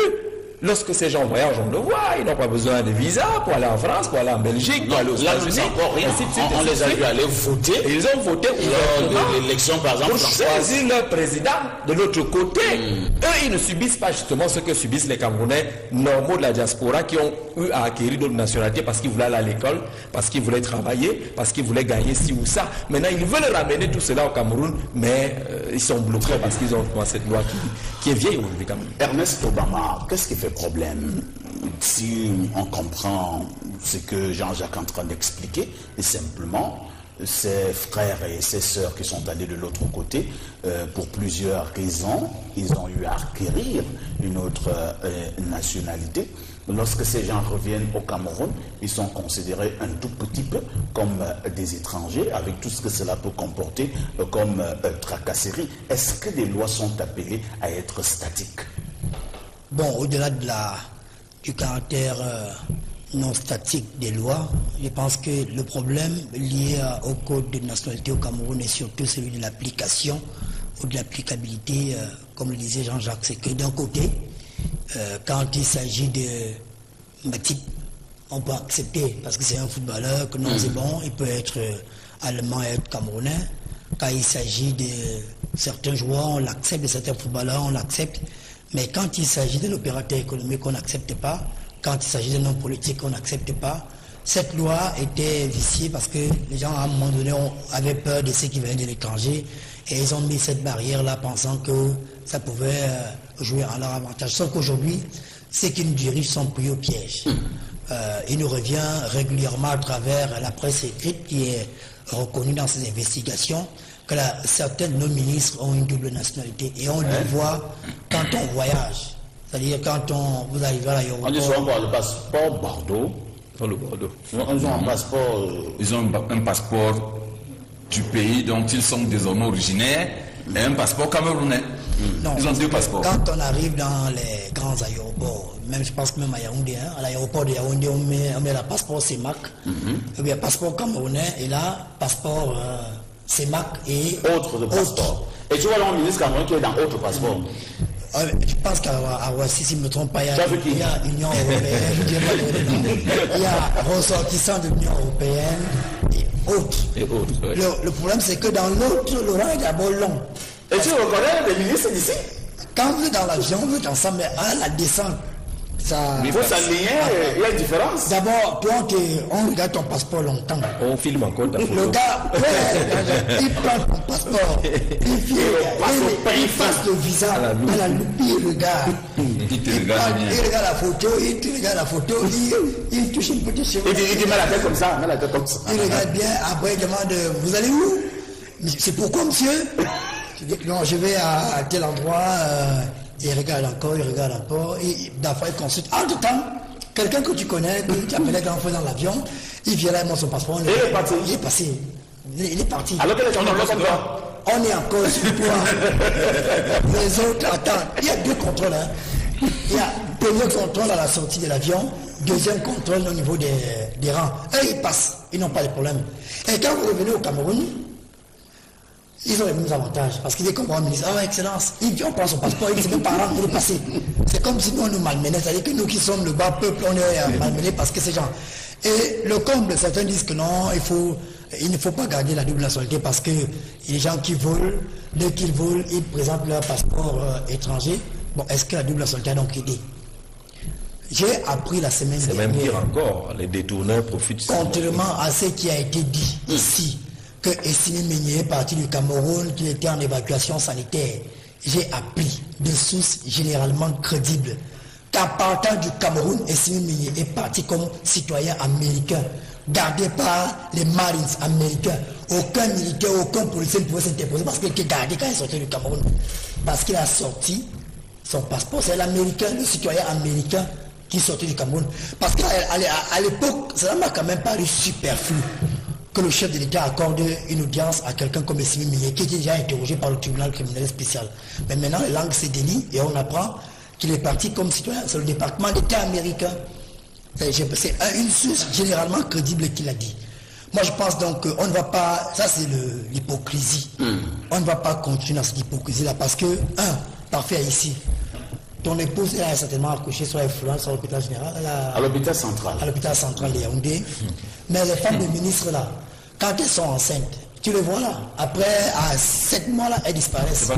Elle va en France. Et l'enfant, automatiquement, acquiert la nationalité du pays. L'enfant est donc soit français, soit américain, soit sud-africain, soit marocain.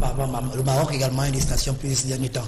Conséquence donc, si on va à l'ENAM, on fait une étude minutieuse de la double nationalité. On va se rendre compte que la plupart, même 80% des administrateurs civils sont des étrangers.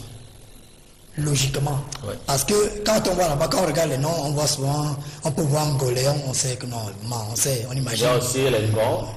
Non, c'est un nom que je puis au hasard. On peut voir Angoléon, on peut voir on peut voir Cavaille Henry, on peut voir pardon notre nom à hasard, Tchatat Robert, et on connaît. Et ces gars ne sont pas nés au Cameroun comme Jean-Jacques Zé et moi. Moi je suis né à Issé, à l'hôpital du district d'Issé. Jean-Jacques est certainement né à Dumontan. À l'hôpital, le dispensaire Sainte-Thérèse Nguélémandouka. Nguélémandouka. Un Camerounais plus dur. Mais comme on a besoin, aujourd'hui on a besoin de nos frères, ils sont Camerounais. Ce n'est pas parce que tu es né à l'hôpital américain de Neuilly que tu es devenu français, non, tu restes Camerounais.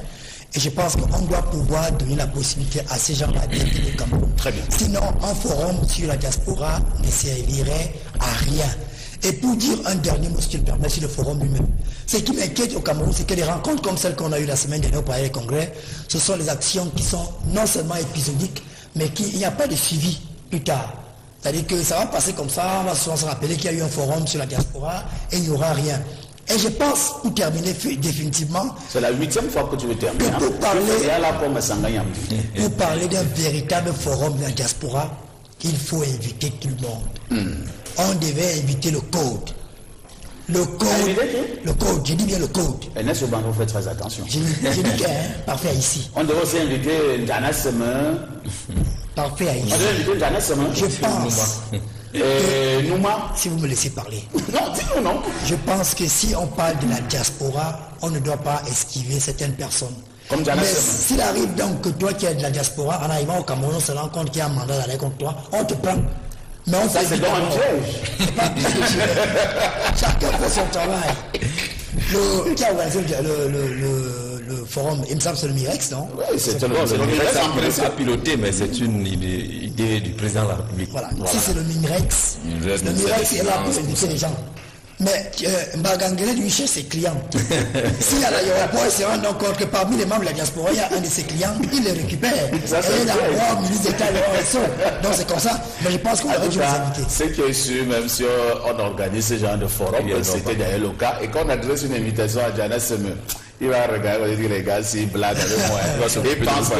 Il pense que c'est un enfant. Ils veulent m'attraper comme un rat. Effectivement, c'est ce que Simon y avait dit lorsqu'il était arrivé aux États-Unis. Il a dit que ces gens pensaient qu'on devait aussi m'attraper comme un rat, comme à Tanganabara.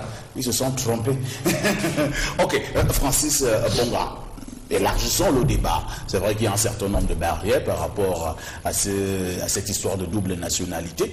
Mais est-ce que c'est quand même suffisant pour dédouaner aussi ces Camerounais de la diaspora qui se cachent derrière cette histoire de nationalité pour dire qu'ils ne peuvent donc plus investir? On les voit habituellement ici au pays Francis, avec pour les filles, avec des bottillons qui arrivent aux cuisses, avec des mèches qui arrivent au niveau de la plante des pieds, et nous narguent avec des grosses voitures, ainsi de suite. Bon, attends. Est-ce que parce qu'on ne reconnaît pas la double nationalité, tu ne dois pas investir au pays? Non, je voudrais vous surprendre en vous disant que effectivement, la diaspora investit au pays. La diaspora investit au pays et de manière surabondante. Ernest, quand ce forum s'ouvrait l'autre jour, a suggéré qu'on fasse une petite opération. Faisons un tour dans les banques. Allez regarder combien d'argent part de ces pays pour le Cameroun. L'investissement, ce n'est pas seulement sur le plan de l'économie directe, c'est-à-dire installer une industrie ou créer une entreprise. L'investissement, c'est aussi pouvoir nourrir une famille au Cameroun. Parce que quand ton frère qui est en Europe t'envoie 1 million, parce que tu dis que tu veux faire un petit commerce, c'est un investissement. Mais justement, les organisations du forum disent qu'ils ne veulent pas de l'investissement alimentaire. C'est-à-dire que l'argent de dépannage qu'on envoie ne porte pas une économie vers le développement. Bon, ils ne disent pas forcément qu'ils ne veulent pas. Ils disent qu'ils ne veulent pas que l'investissement alimentaire. Et là, je suis d'accord. Et je corrobore dans les propos de Jean-Jacques qui disent, sur ce plan, que il faut des facilités. Vous savez que même sur place ici au Cameroun, pour nous qui n'avons pas de double nationalité, vous savez que les hommes d'affaires se plaignent tous les jours sur ce qu'ils appellent les frais administratifs pour ouvrir une entreprise. Pourtant, on te dit que sur le plan normal, on dit qu'on peut ouvrir une entreprise. On te dit en 3 jours. C'est ce qu'on te dit. Mais maintenant, quand tu c'est ce qui est dit. Au Bénin, on ouvre une entreprise en 30 minutes. Voilà. Donc il y a déjà un grand décalage. Maintenant, pourquoi devrait-il avoir des blocages pour ceux qui ont une double nationalité? Si quelqu'un a une double nationalité qu'il estime qu'il peut venir investir dans son pays, Cameroun que la choisi, c'est la choisie. Non, c'est pas une question de choisir et ça ne doit pas être à 2 vitesses. Parce que vous nous parliez des gens là tout à l'heure qui partent même voter pour Ils sont des directeurs généraux ici. Mais là-bas, ce n'est pas la choisir. Donc là-bas, quand ça les concerne, c'est bon. Mais quand ça concerne d'autres, c'est pas bon. J'ai vu d'autres Camerounais souffrir ici, notamment un artiste souffrir ici, alors qu'il avait été élu à la tête d'une société de droit d'auteur. On lui a rappelé 2 mois après que mais tu ne peux pas être là parce qu'il n'est pas camerounais. Donc c'est autant de choses et d'incongruités qui font qu'on ne peut pas s'entendre. Un forum comme celui-là devrait avoir comme premier enjeu justement la question de la double nationalité. Vous ne pouvez pas être bloqué à ce niveau-là et ne pas. Et c'est à ce niveau justement qu'on va comprendre les limites de l'organisateur. Parce que l'organisateur aurait dû attendre d'avoir les suggestions des participants. C'est-à-dire un travail en back-office devrait être fait avant que de venir nous exposer ce forum. On a comme l'impression qu'au niveau du ministère, ils ont tout canalisé, ils ont tout organisé et ils ont soumis les invités à ce qu'ils avaient déjà pris comme résolution. Jean-Jacques, est-ce que quelque part le Cameroun ne dit pas une chose et son contraire? Et je prends un exemple. Lorsque le président est allé en France, et vous le rappeliez si bien tout à l'heure, en 2009, le président le 24 juillet, il a discuté avec ses Camerounais de la diaspora. Ils ont demandé le droit de vote. En 2011, le président leur a donné ce droit de vote. Comment tu peux donc avoir le droit de vote, mais on te met encore les barrières sur les problèmes de double nationalité? Justement, on baigne un peu dans ce que le feu Charles Atibaï appelait toujours le paradoxe. Le Cameroun, c'est un ensemble de paradoxes. Et nous réfléchissons beaucoup pour ne pas construire suffisamment. C'est-à-dire que les autres ont réussi cette affaire-là. Il n'y a pas de honte à aller copier. Le Mali n'est pas loin. Ces gens qui voyagent ont vu comment le développement de cet aspect a permis aux États de faire le point. Lorsqu'en fin d'année, on vous dit à combien participent les fonds de la diaspora au PIB, on voit que c'est important. Mais le Cameroun commence à esquiver parce que les gens pensent à leur fauteuil, pensent à leur poste. Nous ne réfléchissons pas pour ceux qui sont au poste ou pour ceux qui seront au poste demain. Mais pour le Cameroun, la nationalité, c'est une affaire d'origine et une affaire de cœur. Ce n'est pas une affaire de papier. Vous imaginez que les gens sont en train de se battre pour avoir la nationalité de chez eux, en fait, alors qu'ils ont une autre nationalité pour qu'ils aillent chercher les savoirs et les avoirs de l'autre côté. Ils ont ces savoirs et ces avoirs, mais ils ne peuvent plus rentrer objectivement, logiquement avec ça chez eux, juste parce qu'il y a des gens qui pensent plutôt à eux et ne pensent pas au développement du Cameroun. Rien ne peut dépasser un État. Si on a peur des infiltrations, des glissades et autres, il y a 1001 façons d'encadrer cette affaire et on peut encadrer et lever justement ce qui fait problème. Ernest, merci d'avoir été là ce matin, malgré cette voix bizarre. Je te souhaite un prompt rétablissement. Prends le gingembre, le miel, le citron, ça va aller. Pour finir sur le tu te fais encore plus violence. Le comble dans l'affaire, c'est qu'au moment où on chasse des vrais Camerounais, simplement parce qu'ils ont pris une nationalité d'emprunt, il y a des étrangers qui sont occupent des fonctions de responsabilité très haut. Parce que moi j'ai été suspendu, vous souvenez-vous, parce qu'une dame est venue me dire ici à l'antenne qu'il y a un responsable qui est tchadien, avec des preuves à l'appui. Il s'agissait de qui? Vous voulez me renvoyer au quartier? Je vois bien que tu veux me renvoyer au quartier. Merci, merci. Oui, Jean-Jacques, tout le temps, il y a les pilleurs de nos biens dans la forêt, dans les mines, qui sont d'origine connue, mais qui ont une nationalité camerounaise. Ah bon? On les connaît, sont des Libanais, sont les Mauritaniens, ainsi de suite. Eux, ils ont facilement acquis des nationalités camerounaises. Et puis ils sont en train de prendre notre forêt. Quand tu es Camerounais, là, il faut lui demander de parler Ils ont la peau blanche, certains. Vous allez retrouver Sidoine Mankam tout à l'heure dans le cadre du journal de 12h. Jean-Jacques Zeu reprendra le même exercice à 20h. Visléoyer avec Passerelle à 18h. N'oubliez pas de retrouver également le journal en anglais à partir de 16h, heure du Cameroun. Quant à nous, on vous donne rendez-vous demain 10h30 à Grève sur des programmes sur Vision 4.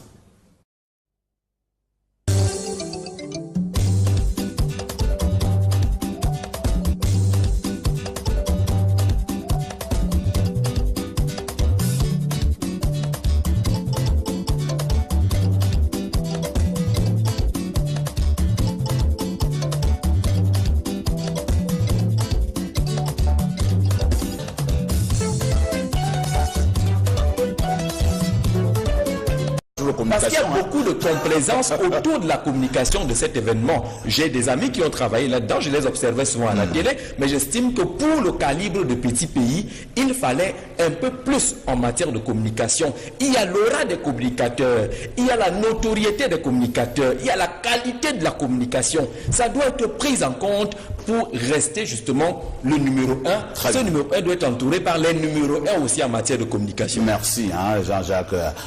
Ernest va achever donc son regard. On passera aussi la parole à Francis rapidement parce que j'ai un problème de temps.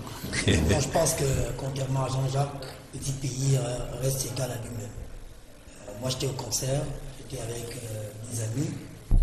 J'ai fait un tour là-bas après le dé en Komadia, comme je le disais. Et là, chaque fois que petit pays entonnait lançait une nouvelle chanson, tu voyais bien comment les fans des petits pays s'élevaient. J'ai eu du plaisir à réécouter par exemple le Métro, à réécouter Maria, à réécouter un certain nombre de chansons. Et là, l'exemple pris par Parfait ici, notamment le stade Mateko de Yaoundé, on est dans le calibre du palais des sports de Yaoundé. Mais si tu regardes les gens qui étaient au stade, on est pratiquement dans les 10 000. Hein. Si quelqu'un parle de 5 000 places, c'est pas vrai. On est dans les 10 000 places qui étaient là. Moi, j'étais assis à la tribune présidentielle, vraiment présidentielle même.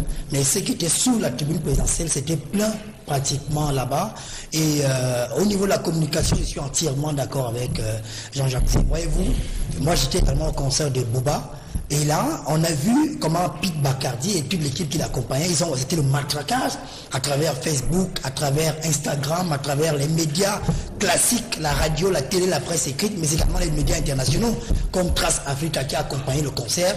Et la pluie est venue un tout petit peu embêtée, mais le stade du sport Amadou Aziz était pratiquement plein pour le concert de Bouba. Petit pays a toujours des fans. On dira peut-être qu'il y a une évolution parce que par le passé, il y avait une seule télévision qui passait au Cameroun. C'était la CRTV. Très peu de Camerounais avaient accès à ce qu'on appelait à l'époque le câble. Aujourd'hui, le câble est devenu démocratisé. Tout le monde a pratiquement Canal Plus chez lui. Et il y a d'autres possibilités. On peut écouter la musique étrangère. Il y a Trace Africa, il y a Boom TV de nos confrères de STV. On a Canal Musique. Il me semble que Canal a une chaîne musicale. Ce qui fait que les ténors, les patrons comme petit pays, il y a quelque part de marché qui leur échappe à cause de cette nouvelle vague de cette gens concurrence qui montrent justement. J'ai eu du plaisir à recevoir par exemple la semaine dernière Stanley Eno qui annonce un nouvel album. Voilà des gens qui aujourd'hui font réellement concurrence à un petit pays que j'adore. Moi, je suis un fan des petits pays. J'écoute toutes les chansons des petits pays. C'est vrai qu'il y a eu, à un moment donné, il ne voulait plus chanter quand il mettait ses trucs PD, non. Mais quand tu écoutes Métro des petits pays, quand tu écoutes mon papa est venu à Douala et pour venir vendre les baies. Il est fini vendre les baies, il a peiné ma maman. La voix là va partir. Il a peiné ma maman. Et pour finir, petit pays est l'un des rares musiciens camerounais qu'on peut écouter en live et écouter le CD sans qu'il y ait une différence au niveau de la voix. C'est la même chose. Merci. Il y a des gens qui vont arranger leur voix dans l'ordinateur, mais quand ils chantent en vrai, c'est comme ma voix actuellement. D'accord. Moi, j'ai un problème avec petit pays. Je pense qu'il y a deux petits pays. C'est-à-dire, j'aime le petit pays d'avant. Mais le petit pays de maintenant, vraiment, en termes de chansons, là, c'est compliqué. Parce que si je disais, les sabots faisaient tort, je ne sais pas pourquoi cette musique-là. Mais quand je suis Maria et tout ce que vous avez dit, oui, c'est la bonne musique. Mais justement, c'est ça la dimension. Après là, ces 10 dernières ou les 15 dernières années, Petit Pays a commencé à chanter des choses très compliquées, vraiment. Moi, je ne comprends plus rien. Le problème, c'est que la société est influencée par ce qui consomme finalement. Petit Pays, quand ils chantent à l'époque, qui est au top, c'est les Maurice Njimé, c'est les George Dixon, c'est les enfants Thomas, c'est eux. Eux, ils sont des chanteurs. Ils chantent d'abord, c'est pas les tam-tam, on tape un truc là, on pose justement ce que tu dis, les talons faisaient toc-toc. Mais Petit Pays s'est rendu compte qu'à un moment donné, c'est ça qui passe. Il tape un truc là, le producteur lui donne un peu d'argent. Après, il dit, mais quand il dit, nous, ceux qui étaient au concert, le cœur du pays. Ceux qui étaient au concert, ça aurait pu une chanson là. Amunamoute, il y a une chanson Sango, il y a Sango Yesus, il y a une chanson là que j'aime bien, mais comme je parle pas bien de voilà. Très bien.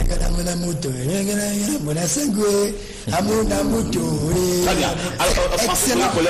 Oui, juste un petit commentaire justement pour dire qu'effectivement, le détour effectué, parce qu'il faut dire que la destination c'était le safari, le détour effectué permet de pouvoir dire... Après, vous êtes allé au safari. Permet de pouvoir dire... Vous êtes des jouisseurs. Permet de pouvoir dire qu'effectivement, le nombre de personnes qu'on a pu observer au stade Omnisport, si on avait déporté ces personnes au Mateko, il n'y aurait plus de place pour certains. Ouais.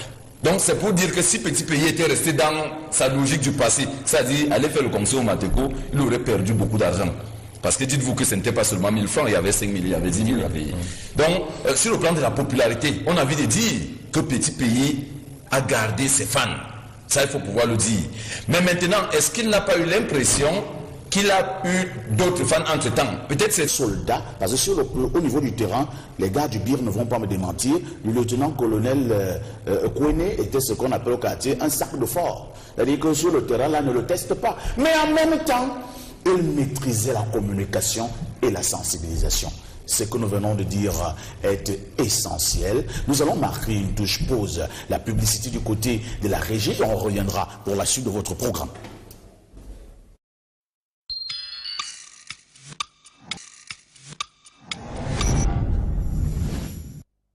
Merci de continuer à nous faire confiance en direct sur Vision 4 en guise de problématique ce matin. On essaiera de revenir sur le premier forum sur la diaspora qui s'est tenu au Cameroun du 28 au 30 juin dernier avec une interrogation, le paradoxe de la double nationalité. Une double nationalité, problème bien épineux qui n'a pas été évoqué au cours de ce forum. Du coup, certains membres de la diaspora parlent d'une espèce de déception concernant cet angle-là. Il est en poste déjà, il s'appelle Ernest Obama. Je ne sais pas ce qu'il a fait de sa voix. Ernest dit quand même bonjour aux téléspectateurs, on voit ce que ça donne. Bonjour, parfait. Qu'est-ce que vous arrive? Téléspectateurs de Vision 4. Bon, tu as la voix d'un chanteur là, comment on l'appelle le Chaps? C'est Chaps, là. Tu as la voix de Chaps. Tu peux le faire dans le jazz. Ok, je vois que l'éolien est bien. C'était quoi ce week-end? Le jour que tu seras encore malade, que l'ironie t'arrangera.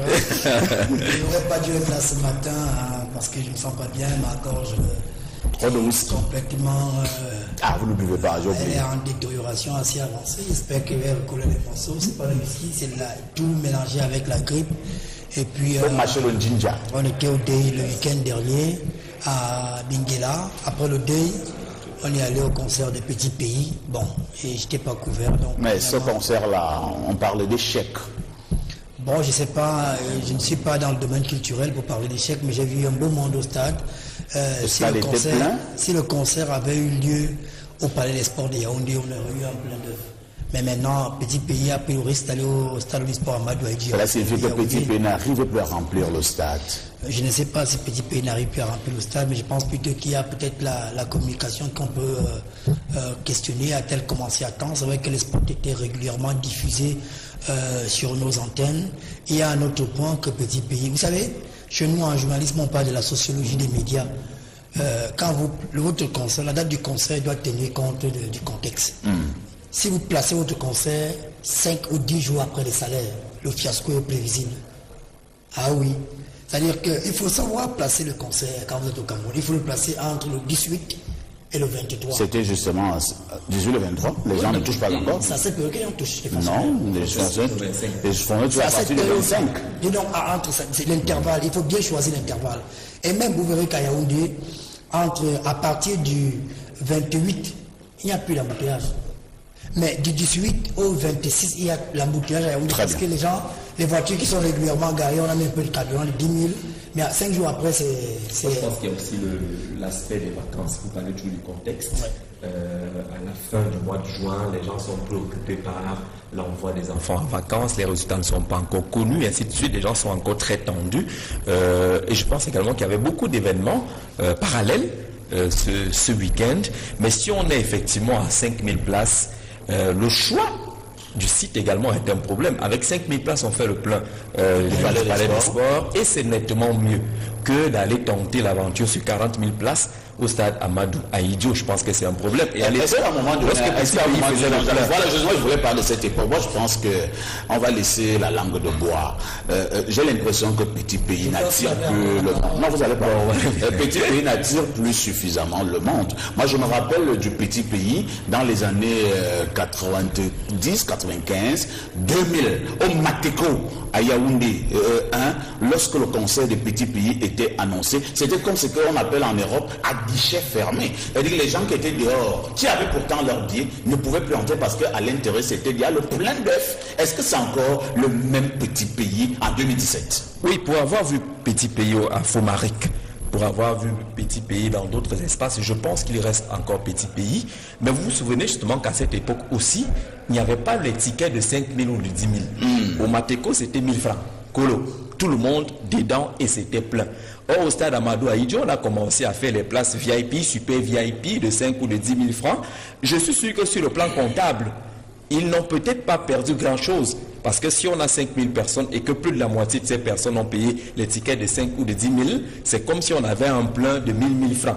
Peut-être que l'organisateur a également misé sur cet aspect-là. Mais je pense justement que on ne peut pas dire qu'il est toujours mathématiquement ou arithmétiquement le même petit pays. Parce qu'il y a des courants nouveaux qui sont arrivés. Lorsque vous avez des jeunes qui mobilisent comme la génération que nous avons aujourd'hui, il faut se dire qu'on ne peut plus être seul au monde, on ne peut plus être super, on ne peut plus avoir ce monopole-là. Maintenant, les organisations du spectacle doivent prendre en compte tout cela. Et Ernest parlait de la communication. Je suis de communication. Je suis de ceux qui pensent que la communication pour petit pays n'a pas été bonne par rapport aux communications qui étaient faites. On accuse la communication de petit pays depuis un certain temps. Justement, parce qu'avant même, il n'y avait même pas tout habitué. On a dit, l'islam nous a dit de faire ceci, c'est ce qu'on fera. Ce qu'il nous dit, on ne l'écoute pas. On l'a déjà formaté. Vous nous avez dit ici la semaine dernière, parfois ici, que vous êtes né dans une famille chrétienne où votre papa vous amène à l'église tous les matins. Terminé. Et vous n'avez pas changé de mode de vie sur le plan religieux. Vous êtes resté catholique. Un enfant, on vous a dit qu'il y a 200 filles qu'on a pris dans un lycée, qu'on a levé dans des lycées. On les a amenées, elles ont commencé à faire les enfants là-bas avec les membres de Boko Haram. Vous pensez que les enfants qui ne savent pas peuvent avoir quelle autre chose dans la tête si ce n'est de suivre ce que font leurs parents? C'est de ça dont il est question. Cela signifie que ces terroristes sont très bien organisés. Bien sûr. Parce que le fait d'enlever 200 filles, commencer à faire des enfants à ces filles là où elles sont cachées, on comprend très bien que les enfants qui naissent dans ces conditions seront ni plus ni moins que des Boko Haram. Que des Boko Haram. Donc c'est de ça qu'il s'agit. Donc quand un enfant a 13 ans et qu'il a eu un parent qui depuis sa naissance ne fait que ça, cet enfant ne peut pas faire autre chose que ce que son parent lui demande de faire. On lui dit ici, écoute, il vaut mieux accepter d'aller mourir pour notre cause, même si toi-même tu ne sais pas encore ce que c'est. Et surtout qu'on leur dit qu'en mourant, vous rendez service, vous rendez seulement vous allez chez là. C'est de ça dont il est question. Donc je pense que il faut tuer le mal à la racine. Très bien. Mais comment faire pour atteindre la racine, c'est un peu plus compliqué qu'on ne pense. Ça passe par oui, Jean-Jacques. L'occupation du terrain. L'occupation du terrain. La guerre avec les armes, d'accord. Mais une guerre qui est basée sur les gens qui ont cette idéologie, il faut justement chercher la racine. Il faut chercher la souche. La souche est dans l'éducation. Il faut occuper le terrain avec une éducation autre que celle qui est donnée par ceux qui, malheureusement, ont de l'avance sur nous sur le terrain parce que leur idéologie est plus poussée et ils sont plus visibles. L'éducation. Il faut occuper les jeunes dans ces partis. On a dit qu'il faut viabiliser, il faut améliorer les conditions de vie, il faut créer des emplois, il faut créer des activités qui détournent des gens des idéologies qui arrivent et qui leur donnent l'impression justement que vous n'êtes pas pris en compte par le monde gouvernant tel qu'il se présente aujourd'hui. Il y a donc un espace à pouvoir occuper avant et ne pas se lasser, parce que le problème c'est généralement que lorsqu'on a l'impression que ça retombe un peu, eh bien on crie victoire, on laisse. Entre-temps, je pense avoir vu ce reportage de Francis Bonga et constater justement qu'attention, ce n'est pas une affaire à prendre à la légère. Les chefs d'État sont rassemblés à Addis Abeba, ils vont parler de la lutte contre le terrorisme, ils vont dire qu'il faut donner les moyens. Nous sommes d'accord, les moyens de lutte, les soldats doivent aller au front, mais il y a autre chose à faire, l'occupation totale du terrain par l'éducation, par la formation, par les emplois. C'est très important parce que ceux qui se font recruter aujourd'hui sont ceux qui n'ont rien à faire et qui ont l'impression que la société les a abandonnés et qui ont l'impression qu'on a construit la route à gauche, on n'en a pas construit ici, qu'on a donné à droite, on n'en a rien fait ici. Il faut donc accélérer la politique qui est menée aujourd'hui, qui vise à développer également les zones qui sont susceptibles d'être occupées par les terroristes, permettre aux gens qui sont de ce côté-là de ne pas se sentir lésés, de ne pas se sentir exclus, tant qu'ils auront le sentiment d'être comme tous les Tchadiens, d'être comme tous les Nigérians, d'être comme tous les Camerounais, eh bien, ils ne pourront pas céder facilement ou prêter le flanc au courant djihadiste qui arrive. J'ai eu la chance, Jean-Jacques Francis Bonga, d'avoir fait un tour dans les zones de front et j'ai rencontré un jeune du BIR, paix à son âme, le lieutenant-colonel Koueni. Il nous a amenés en temps réel dans une opération entre guillemets de ratissage du côté de l'extrême nord. Il a montré comment il fouillait des maisons, comment il était chercher des choses avec ce qu'ils appellent là-bas des chiens renifleurs, et ainsi de suite, ainsi de suite. À la fin de l'opération, il fait regrouper tous les habitants du village. C'était un petit carrefour, une grande cour. Il commence à leur parler. En leur parlant, il leur donnait une sorte d'enseignement. Il leur faisait comprendre que nous ne sommes pas vos ennemis. Nous sommes plutôt ici pour vous protéger. C'est ceux d'en face, les Boko Haram, qui sont vos ennemis. Mais ils viennent vous dire le contraire. N'ayez pas peur. Si vous voyez quelqu'un qui est en Boko Haram, signalez-nous. Nous sommes forts. Nous avons les armes. Nous allons le débusquer et nous allons le mettre hors d'état de nuit parce que ces gens viennent vous tuer, viennent vous faire ci, viennent vous faire ça.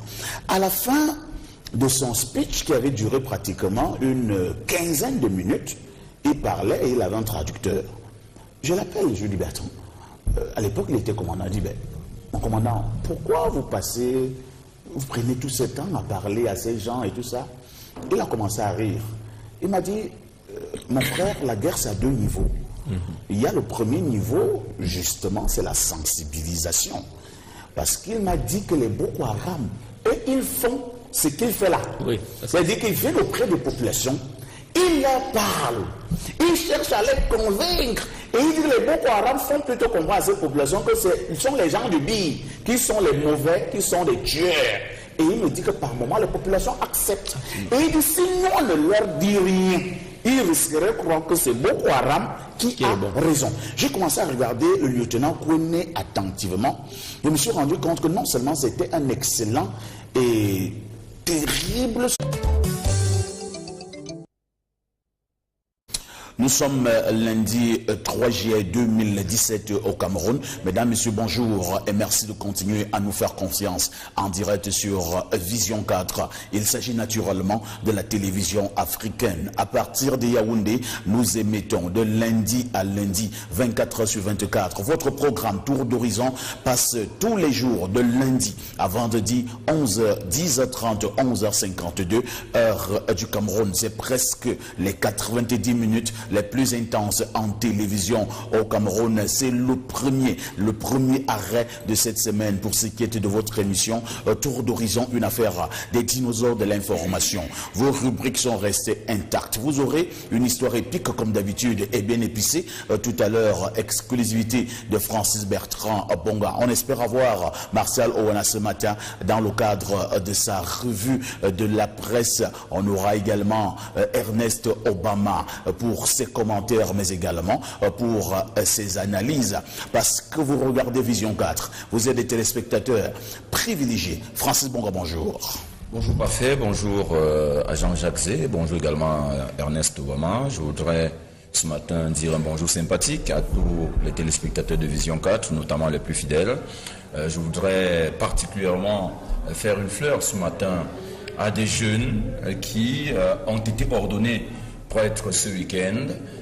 Ils appartiennent à la congrégation des Spiritains. Je pense donc très humblement à Père André Sosten et Lundumbala, dont la première messe a eu lieu hier du côté de Mbalmayo. Nous avons été présents de ce côté-là pour l'accompagner dans sa vocation. Je voudrais également penser au Père Éric Pierre Lepebo, qui a également été ordonné prêtre samedi dernier ici à Yaoundé, à la basilique de Mvolier par Monseigneur Piero Piopo. Il y a également Francis Tinto, qui a également été ordonné prêtre. Je n'oublierai pas un frère de Jean-Jacques Zé, Anissé Valdo, Allo, à Ouba. C'est un gars de l'Est, un digne fils de Lomier. Sa première messe a lieu le week-end prochain de ce côté-là. Et je pense également à Hilarion Ndiomo Armel, qui est également désormais père, et les prêtres, c'est des jeunes qui vont tous exercer dans quelques jours. Et le dernier, c'est justement Essoua Michel Bertrand Woum. Il a également été ordonné prêtre. Vous savez, la vocation de prêtre est une vocation compliquée. J'ai écouté un tout petit peu les parcours des uns et des autres. Ça n'a pas toujours été facile.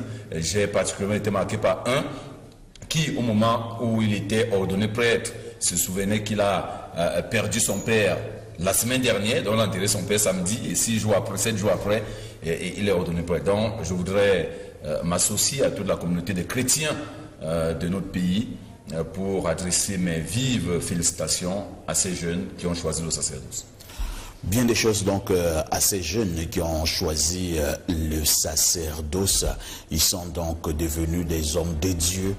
J'espère qu'ils ne seront pas des hommes odieux. Jean-Jacques Zé est en poste, l'un de nos officiers de réserve. Je rappelle que Mathieu Ekon est déjà parti. Désolé pour les filles qui aimaient bien voir Mathieu Ekon. Ses jolis costumes. Et ses jolis costumes. Mathieu Ekon est dorénavant à Bangui. Jean-Jacques Zé, bonjour. Bonjour Parfait ici, bonjour Francis, Martial, bonjour à tout le monde.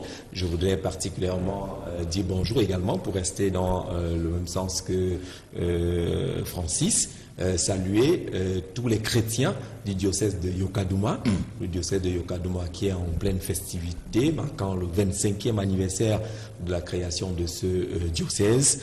Beaucoup d'événements sont programmés de ce côté-là. Je vais saluer le Père Mowok qui est de ce côté. Je voudrais saluer également Monseigneur Yann Osga, qui est l'évêque du diocèse d'Oumé à Bomban.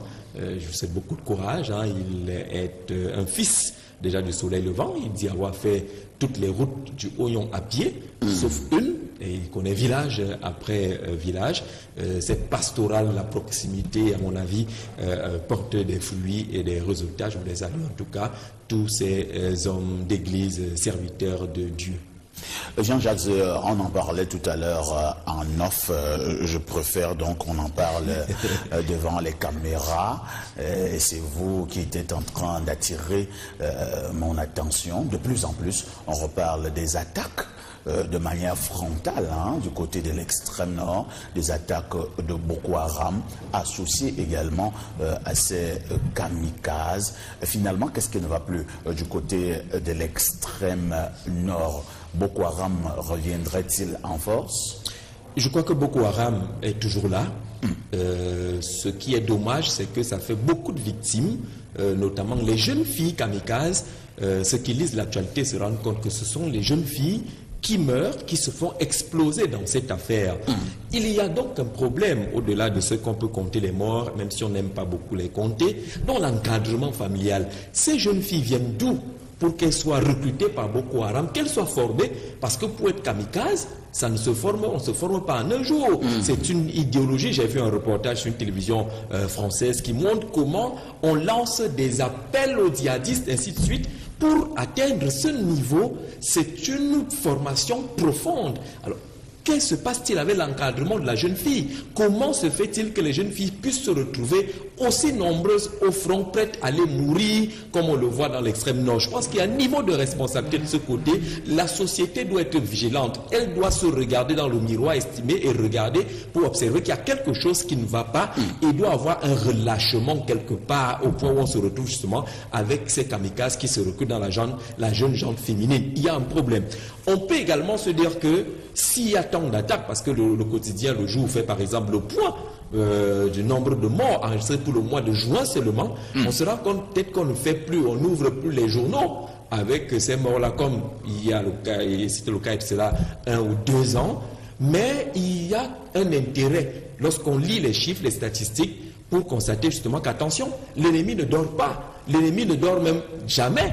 Et que dans cette guerre-là, qui n'a pas un véritable visage, qui n'a pas de mobile précis, il faut qu'on redouble de vigilance. Que les comités de vigilance, même s'ils marquent des points aujourd'hui, soient plus attentifs. Le problème également avec les comités de vigilance, c'est que depuis qu'on leur donne ouvertement des moyens, depuis qu'on leur donne les motos, les véhicules, les motos, les moyens techniques, les moyens d'intervention, un peu plus d'argent, ça fragilise un peu les comités de vigilance parce que vous savez, lorsqu'il y a l'argent, lorsqu'il y a l'argent, ça commence à diviser.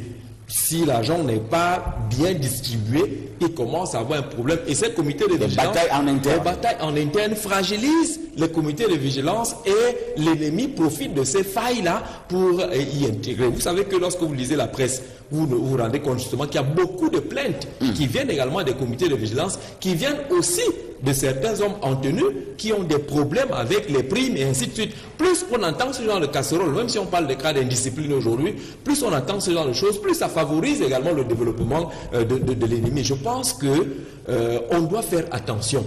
S'il y a de l'argent à distribuer, qu'on donne à qui de droit automatiquement. S'il y a une prise en charge des comités de vigilance, que cette prise en charge soit conséquente, qu'elle ne devienne pas plutôt un problème qui va retourner les uns. Au lieu d'être une solution. Au lieu d'être une solution, que ça devienne plutôt des problèmes. Mais on doit savoir que dans l'encadrement familial, parce que ces jeunes filles qui sont utilisées ne tombent pas du ciel, elles viennent certainement des familles, que ce soit au Cameroun, au Tchad ou au Nigeria, elles viennent des familles. Comment ces gens sont recrutés et disparaissent des familles sans que les alertes ne soient rapidement données. 7 filles, 8 filles, 10 filles qui explosent, ça fait beaucoup de familles qui devaient normalement être touchées depuis et donner l'alerte. Merci Jean-Jacques pour ce regard. Francis Bertrand Bonga, j'ai une autre interrogation. On dit habituellement la secte islamiste Boko Haram. Je voudrais qu'on puisse souligner secte. Et dans ce que Jean-Jacques venait de dire, le fait quand même de voir ces filles de plus en plus qui sont naturellement recrutées, accepter aller se faire exploser, cela signifie que dès le départ, elles ont eu une idéologie, elles ont reçu des enseignements, et c'est là où ça m'intéresse, c'est la secte. Est-ce que finalement, ces gens-là, au-delà de ces batailles, ce n'est véritablement pas une histoire aussi légèrement mystique, où on fait vraiment, on inculque des notions, entre guillemets, des valeurs à certains qui sont recrutés, au point que ces personnes sont prêtes à aller mourir. Est-ce que c'est véritablement une secte? Alors, une secte, il faut savoir dans sa définition que la secte, c'est toute organisation qui a justement une idéologie. Et à la tête un gourou. Bon, disons-le comme cela, mais vous savez, chaque fois que vous êtes organisé autour d'une idéologie, c'est pour cette raison qu'on vous dira que l'Église catholique même est le RDPC a une idéologie, hein? Oui, mais est-ce que c'est une secte? Non, ce n'est pas une secte. Ce n'est pas une secte, c'est une idéologie politique de ce côté-là. Non, ce que je voulais dire, pour comprendre comment est-ce qu'on en arrive à voir des jeunes filles accepter d'aller mourir pour une certaine cause qui jusqu'ici n'est pas connue de nous. Elle n'est connue que de ceux qui appartiennent à cette secte. J'ai eu la chance, il y a exactement une semaine, c'était le week-end dernier, j'étais à la maison et il y a une émission qui passait sur TF1, on appelle 6 sur 7. Cette émission nous a présenté ce que vous appelez les djihadistes. Oui. Comment est-ce qu'on les recrute? Comment est-ce qu'on les forme? Comment est-ce qu'on les formate le cerveau? Ils vont plus loin. Les quelques enfants qu'on a pu sortir de là et qu'on a ramenés dans les centres de réinsertion, parce qu'il faut savoir que la lutte est suffisamment avancée aux États-Unis. On commence à former des personnes pour aller sortir ces enfants de ces sectes. Les enfants qu'on a donc déjà pu prendre et qu'on a menés dans les centres de réinsertion, on leur envoie là-bas ce qu'on appelait des psychologues qui partent donc avec pour mission de reformater leur cerveau, donc de changer l'idée qu'on leur a mis en tête pendant qu'ils étaient dans la secte. On a justement interviewé quelques-uns, c'est-à-dire après 4 mois de cours avec le psychologue. On te montre comment est-ce qu'on les forme, comment ils sont tous dans la nouvelle donne. Mais après, quand on peut les prendre en caméra cachée, un gars te dit clairement, il a moins de 15 ans. Il te dit clairement qu'il vient nous raconter des histoires. Nous sommes